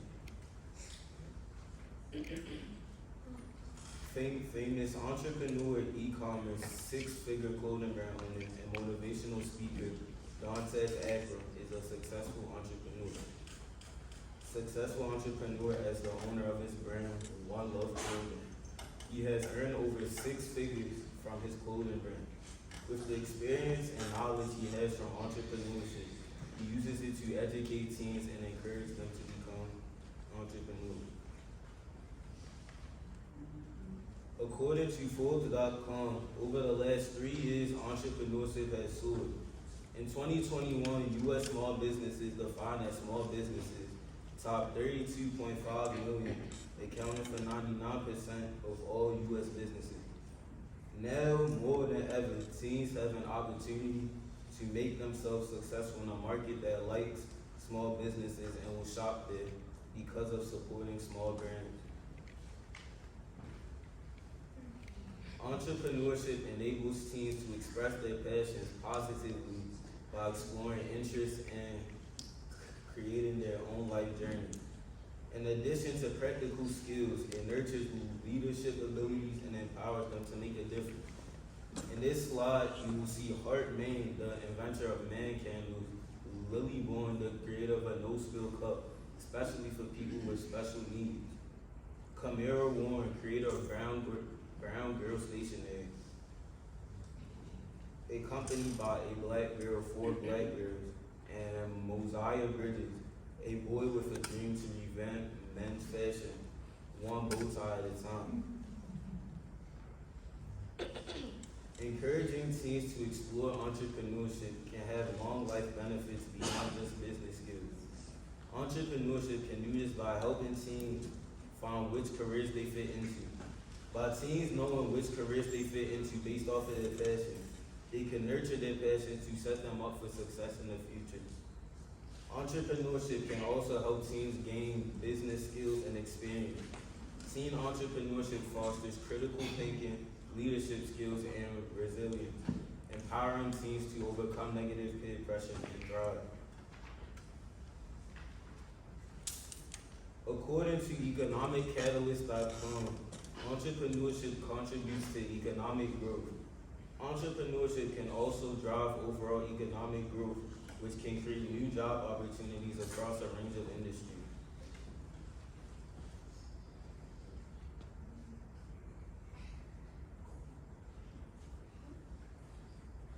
In conclusion, being an entrepreneur is a difficult job that requires a lot of skills. I personally know these difficulties. I myself am an aspiring clothing brand owner. My brand is a streetwear brand for athletes. And learning about brand ownership, I've had to deal with issues and problems like raising money to start my brand, finding a good manufacturer, making a website, and growing an audience. Even though being a young entrepreneur is hard, it really gives you a sense of purpose. Especially when people like your products, it is one of the best feelings in the world. I would recommend the work to anyone who has a vision, passion, and drive to achieve. Thank you.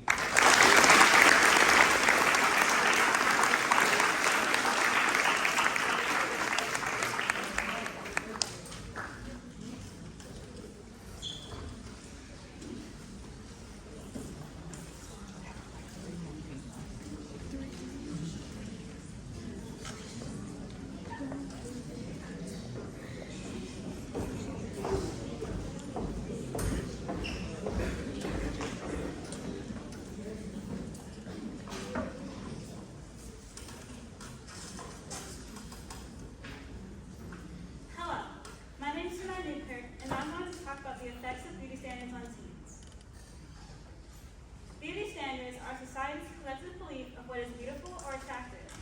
Due to social media, these beauty standards have become more widespread, surrounding kids with models portrayed on Instagram and TikTok that show and reinforce these unrealistic and unattainable beauty standards.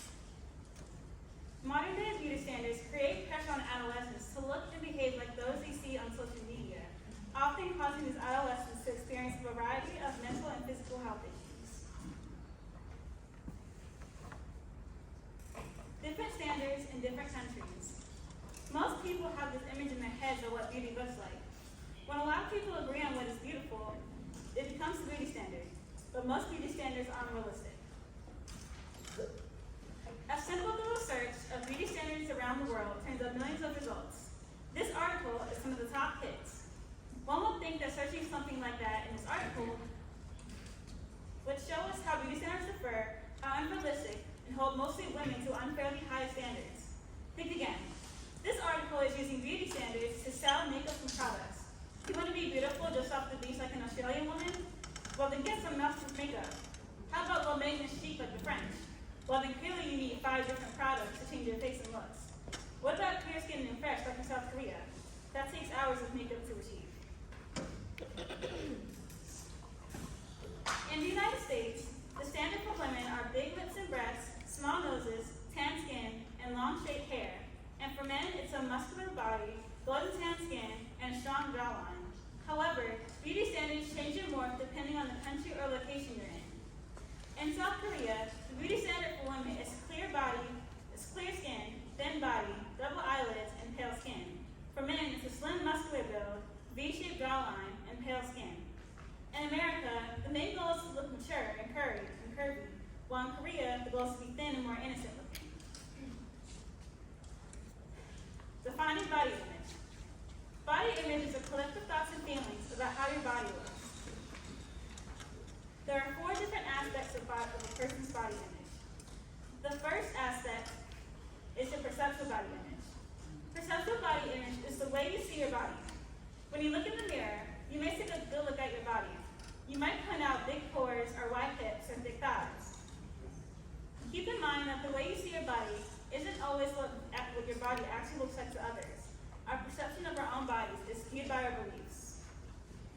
The second aspect is affective body image. It's the way you feel about your body. When you see your hips, are you sad about how they look, or are you pleased about it? When you see your arms, do you wish they were more muscular, or do you like how they look? Positive body image is how you think about your body image are the exact thoughts you have when looking at your body, like thinking my hips are too wide.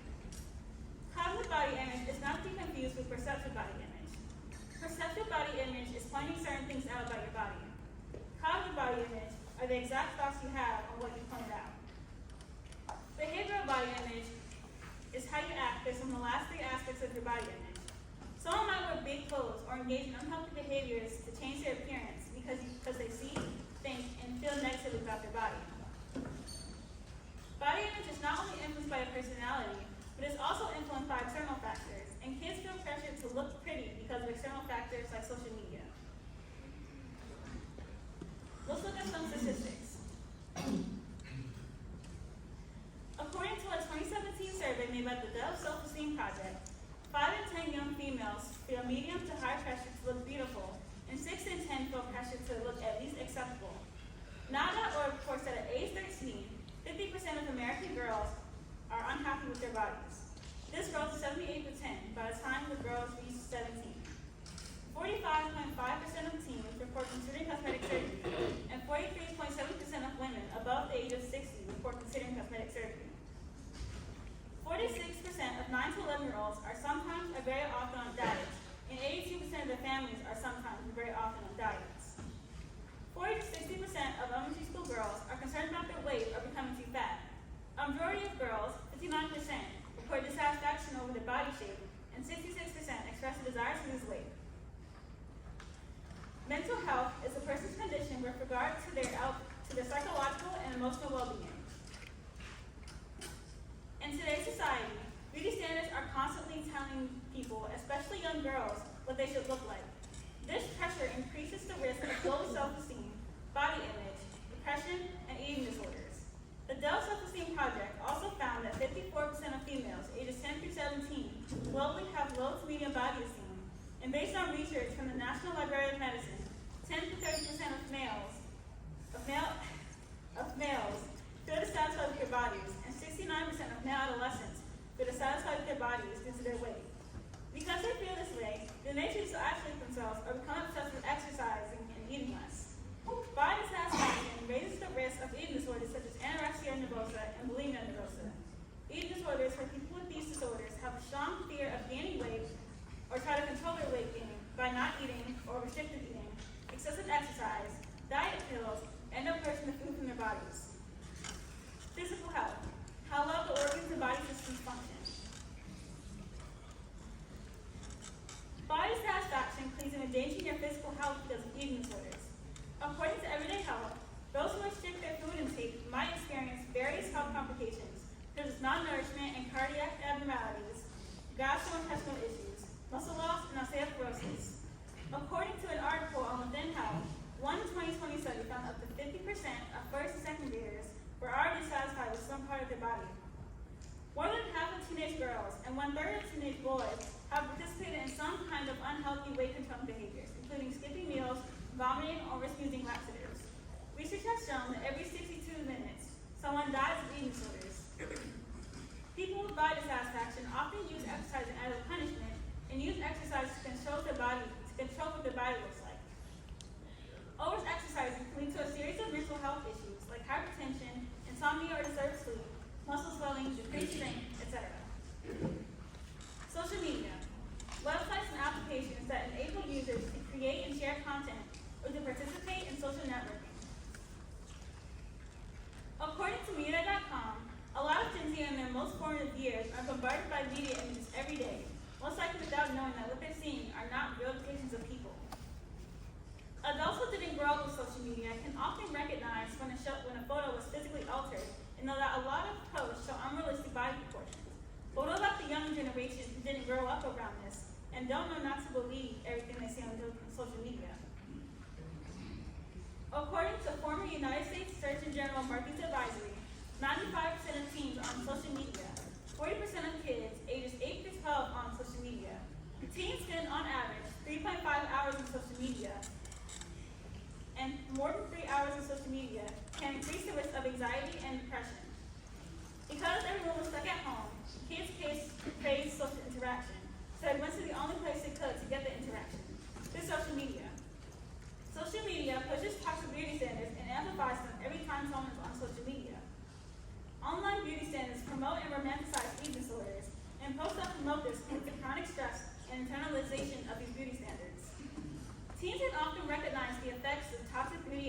on social media hassle them, but still continue to engage in content because of who they follow.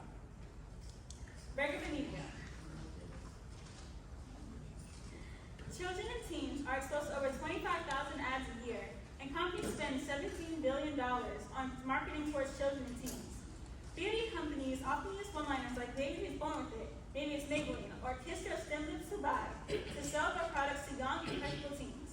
Those teens see those ads and believe there's something wrong with their body, which leads to them going down the road to body satisfaction. Many companies use actual people to promote their products, like Victoria's Secret lingerie angels and celebrities whose actions hold a lot of influence over people, especially young teens. I'm going to give you the lyrics of the song, and I want you to tell me the name of the song and who it's by. But she wears short skirts and I wear t-shirts. She's cheer captain and I'm in the bleachers. Can anyone tell me what song this is and who it's by? Taylor Swift. Maybe.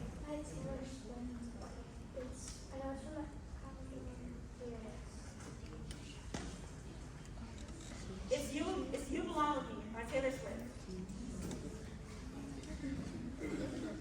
They know they like a eating beans with the rice. Can anyone tell me what the song this is and who it's by? Oh, I know.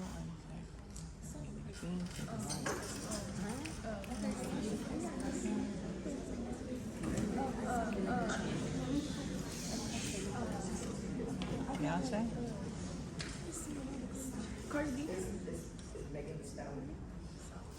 It's Bongos by Cardi B featuring Megan Thee Stallion. Those lyrics are finesse. The message of the lyric from You Belong With Me tells the person listening how to act. It's saying if I act like the girl Taylor Swift is describing, I'll get a boy's attention. It's showing the person listening that liking skirts and being in cheer is wrong. The lyric is telling them to act like something they're not. The message from the lyric, Bongos, tells the person listening how to look. It's promoting, if you're thick, you're considered attractive. This lyric is promoting toxic beauty standards. Teens often use music as a way to express themselves and cope with difficult emotions. But some of the music they listen to can actually harm them and make their feelings worse. Toxic beauty standards will continue to exist, and they will always have negative effects on teens, but there are ways to combat body satisfaction. 2 ways to combat body satisfaction are remember that what we see on social media is not reality. Pictures on social media have been altered to look perfect, but no one is perfect and no one's life is perfect. And surround yourself with people who love you for who you are and encourage you to be yourself. People who love you want you to be your best self. Lastly, I want to end this speech with one of my favorite quotes. Be yourself. Everyone else is already taken.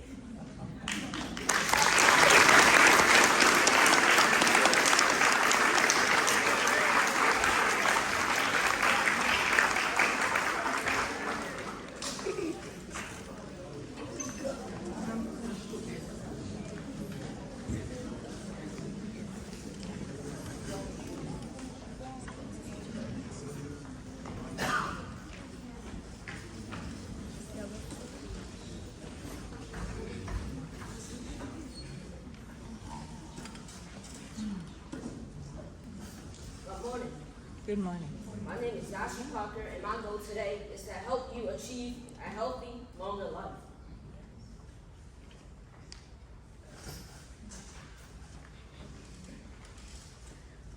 Did you know that your diet, the amount of stress you have, your sleeping schedule, the amount of exercise you do, and your mental health are key parts of living a longer life? Doing these specific things always helping you live a longer, healthier life. Raise your hand if you have eaten this burger before.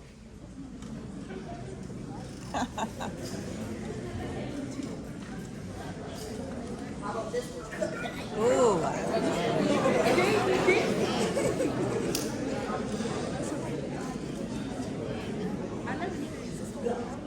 There is some nutrition information for a classic burger versus a Big Mac at McDonald's. Most of these calories are fat and non-nutritious. According to a research from the CDC, NHS, and other nutritionists, women need between 1,400 and 2,200 calories a day, depending on activity level, and men need between 2,000 and 2,800 calories a day, depending on activity level. amount of sodium a day is less than 2,300 milligrams.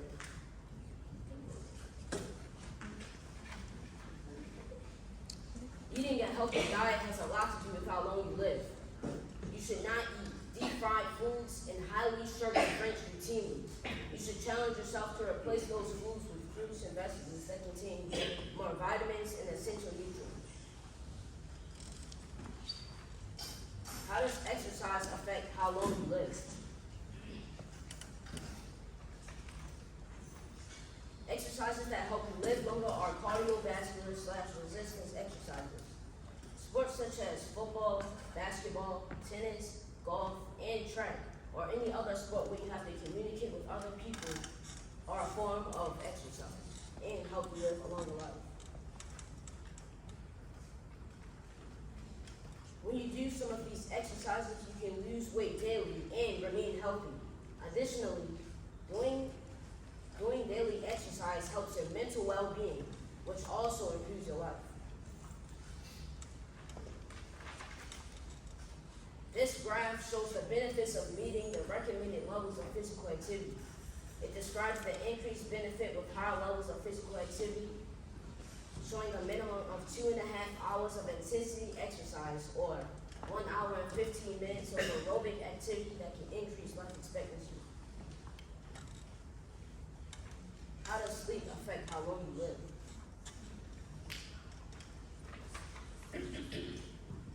According to Sleep.org, sleep is really important. Sleep plays a really significant role in all of our body systems. Not getting enough sleep could affect your weight, your diet, your body pain, immune system, and even your mental health. It can make existing medical conditions worsen. The recommended hours of sleep vary per age, but no person should be getting less than 7 hours of sleep at night.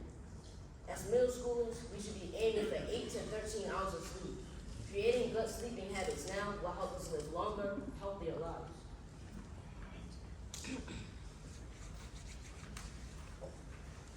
Another element to living longer, better life is eliminating persistent stress. How does stress impact your body? Stress impacts your breathing, your strength, your skin, your heart, your muscles, and your stomach. Stress also has long and short-term effects.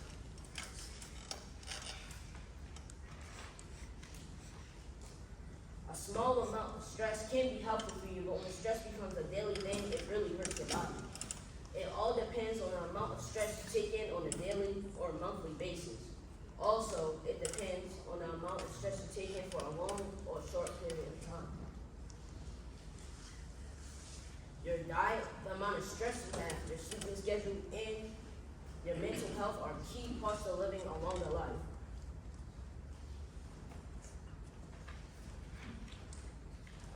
For 9 years of my life, I lived as a pescatarian, and I feel that had a gut impact on me, and it has gave me confidence to say what my diet is.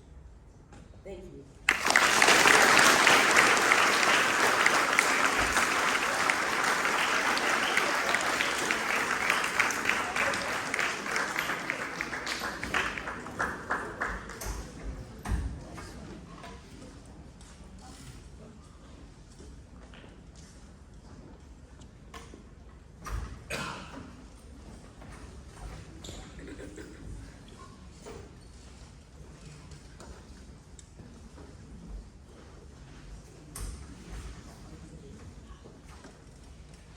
With a show of hands, who here considers themselves successful?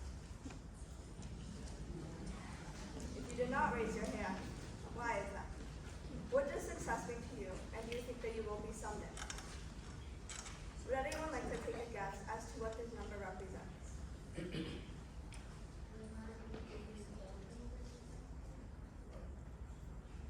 This number represents the percentage of people who believe they have fulfilled their goals and dreams by the end of their lives. Good morning. My name is Karen, and today I will be talking to you about the reality of success. See, being successful is something that I believe most people want, but achieving successful lives is something not everyone knows how to attain. Success while being something everyone strives for, comes with elements like social media scrutiny, peer pressure, and failure. Those things might sound scary, may even deter you away from attempting to be successful. However, failure is an integral part of success, and through it, human success can be better understood and even appreciated. When you experience a failure, you can feel it in your gut. You may even think to yourself, I'm never coming back from this. Instead of quitting, however, it is important to understand that failure is a normal part of trying to be successful. And success is not just about achieving great things. It is also about facing challenges and learning from your mistakes. When I looked up the definition of success, this is what I found. Something that achieves positive results, getting straight A's, and achieving well. As a society, we often define success by certain markers, like one's wealth, status, or achievement. But what makes a person successful? Is it their bank account, their title, or their impact on the world? And why do we often judge others based on our own definitions of success? Maybe it's time for us to rethink our assumptions and recognize that success can mean many things. Today, we will be utilizing this definition: the achieving of the results wanted or hoped to attain. Success can be cultivated from a young age, as demonstrated by the marshmallow test. This experiment, created by Walter Mischel, challenges children to show self-control by resisting immediate satisfaction, having one marshmallow now, for a greater reward later on. 2 marshmallows when the adult comes back into the room. Decades later, when Mischel analyzed the lives of the adults who had participated in this experiment as children, he found that those who had shown self-control tended to perform better in school, earn more money later, and were generally healthier and happier than those who hadn't resisted the allure of the single marshmallow. Despite feeling accomplished, an individual may still not meet someone else's expectations. For example, if person A is applying to a job, but fails to meet person B's standards, their time and effort could be considered worthless. Discriminatory attitudes, like racism, sexism, and various forms of prejudice, can lead to a person feeling like a failure, or even experiencing self-doubt. One's income can also be a part of whether or not they are successful. Those with a lower household income tend to report a lower success attainment than those with a higher household income. But this relationship flattens once income reaches $75,000 to $99,999. The concept of grit, introduced by Angela Lee Duckworth, is the ability to push through challenges without giving up. It is important to understand that staying determined can be hard, and that there will be times when motivation is low, making it tough to keep up that level of perseverance. Being talented isn't enough for lasting success. It is the dedication to keep going and make the most of your skills that truly matters in reaching long-term goals. Despite what we go through, it is important to remember that success requires learning from one's mistakes and failures. Achieving it is not a straightforward journey, but rather a process filled with challenge.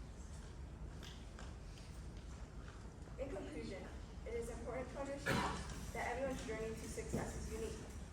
Each person defines success differently, and what's important to one might not be important to another.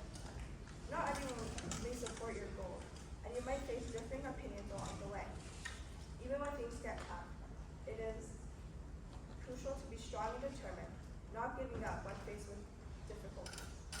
Embracing the differences in how we pursue success, staying focused on our goals, and being true to our dreams are essential parts to reaching our goals in the very path to success.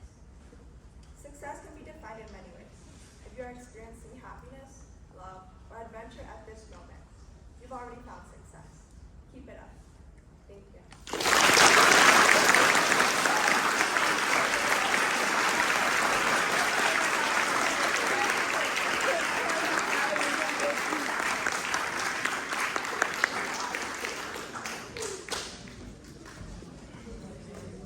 I have one more round of applause for all of you.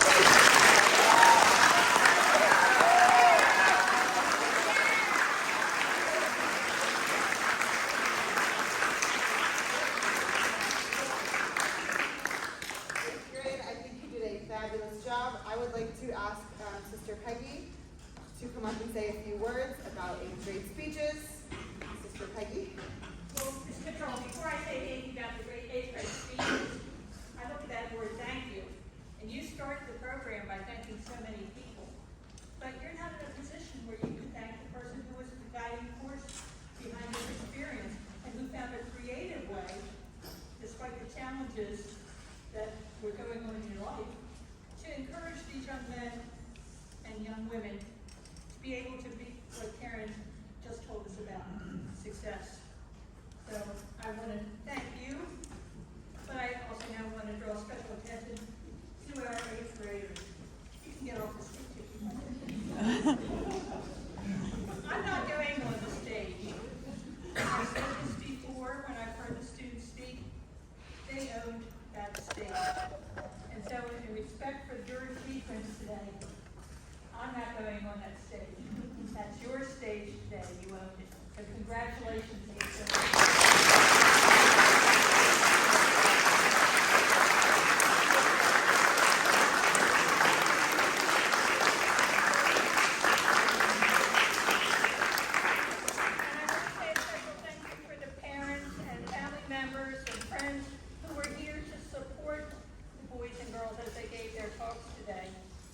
Remember, boys and girls, you did not do this speech alone. You did it working with your classmates, your teachers, Mr. Niff. God bless Mr. Niff. How many times did you hear some of these speeches?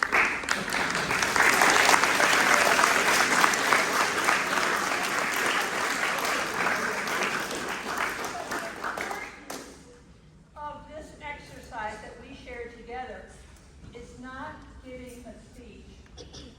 It's finding your voice. You found a topic that was important to you, you did some work, and then you put your eyes together and stood on your own 2 feet and proclaimed what you had learned to us and educated all of us in some way. That finding your voice, boys and girls, is going to be one of the greatest gifts that you can give to us in the broader community. Now, one prayer I say often is, "Oh Lord, make my words tender and sweet, because I may have to eat them tomorrow." Important ingredients, though, are not just tenderness and sweet, but integrity, honor, and belief. And if you can continue to share your beliefs, live a life of honor and integrity, you will be the people that we see in you already. You will be successful as graduates of Mother Seat Academy. And so I challenge you, boys and girls, and you 6th and 7th graders who had a chance to hear what's in store for you in the future. You've proven that you can stand on your own 2 feet. You've proven you can make a change. Now, as I said to you earlier this year, it'll be time for you to go make a difference. Thank you.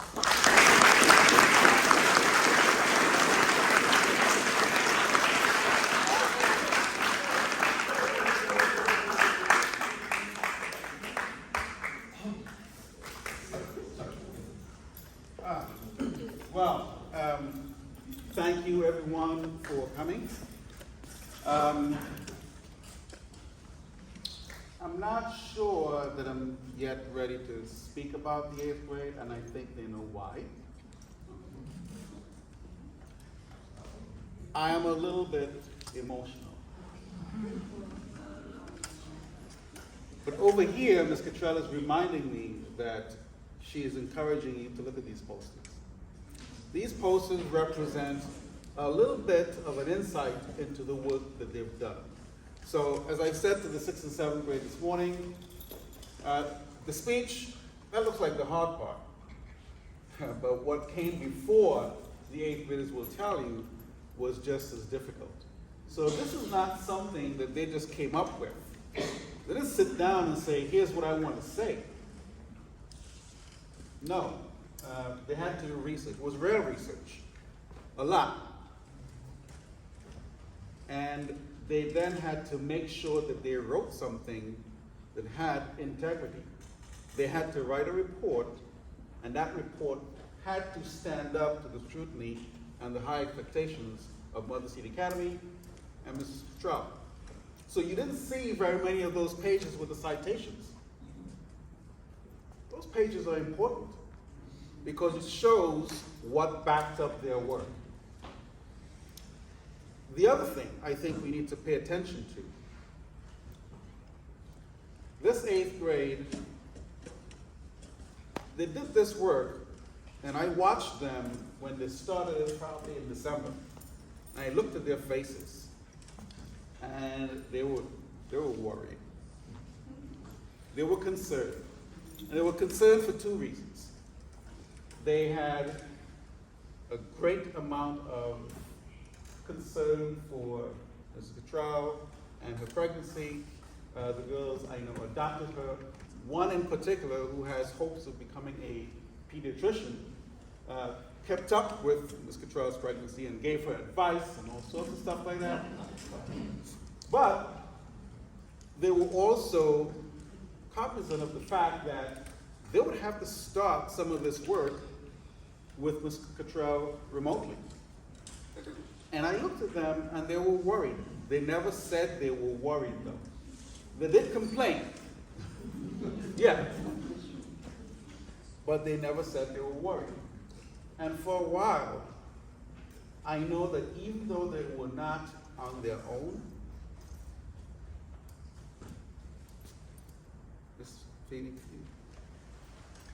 even though they were not on their own, I know that they felt as if they were out there by themselves. Miss Phoebe helped them.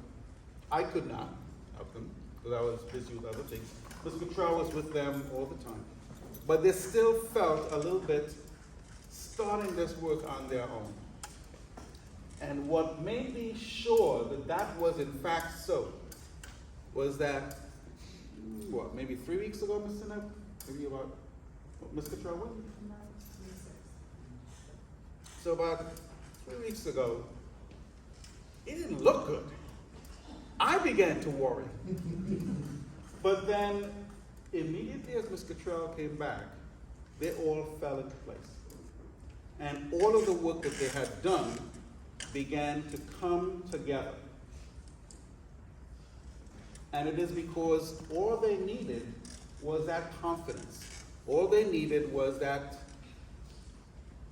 what Ms. Cottrell gave them, some guidance, but also a word of, you can do this.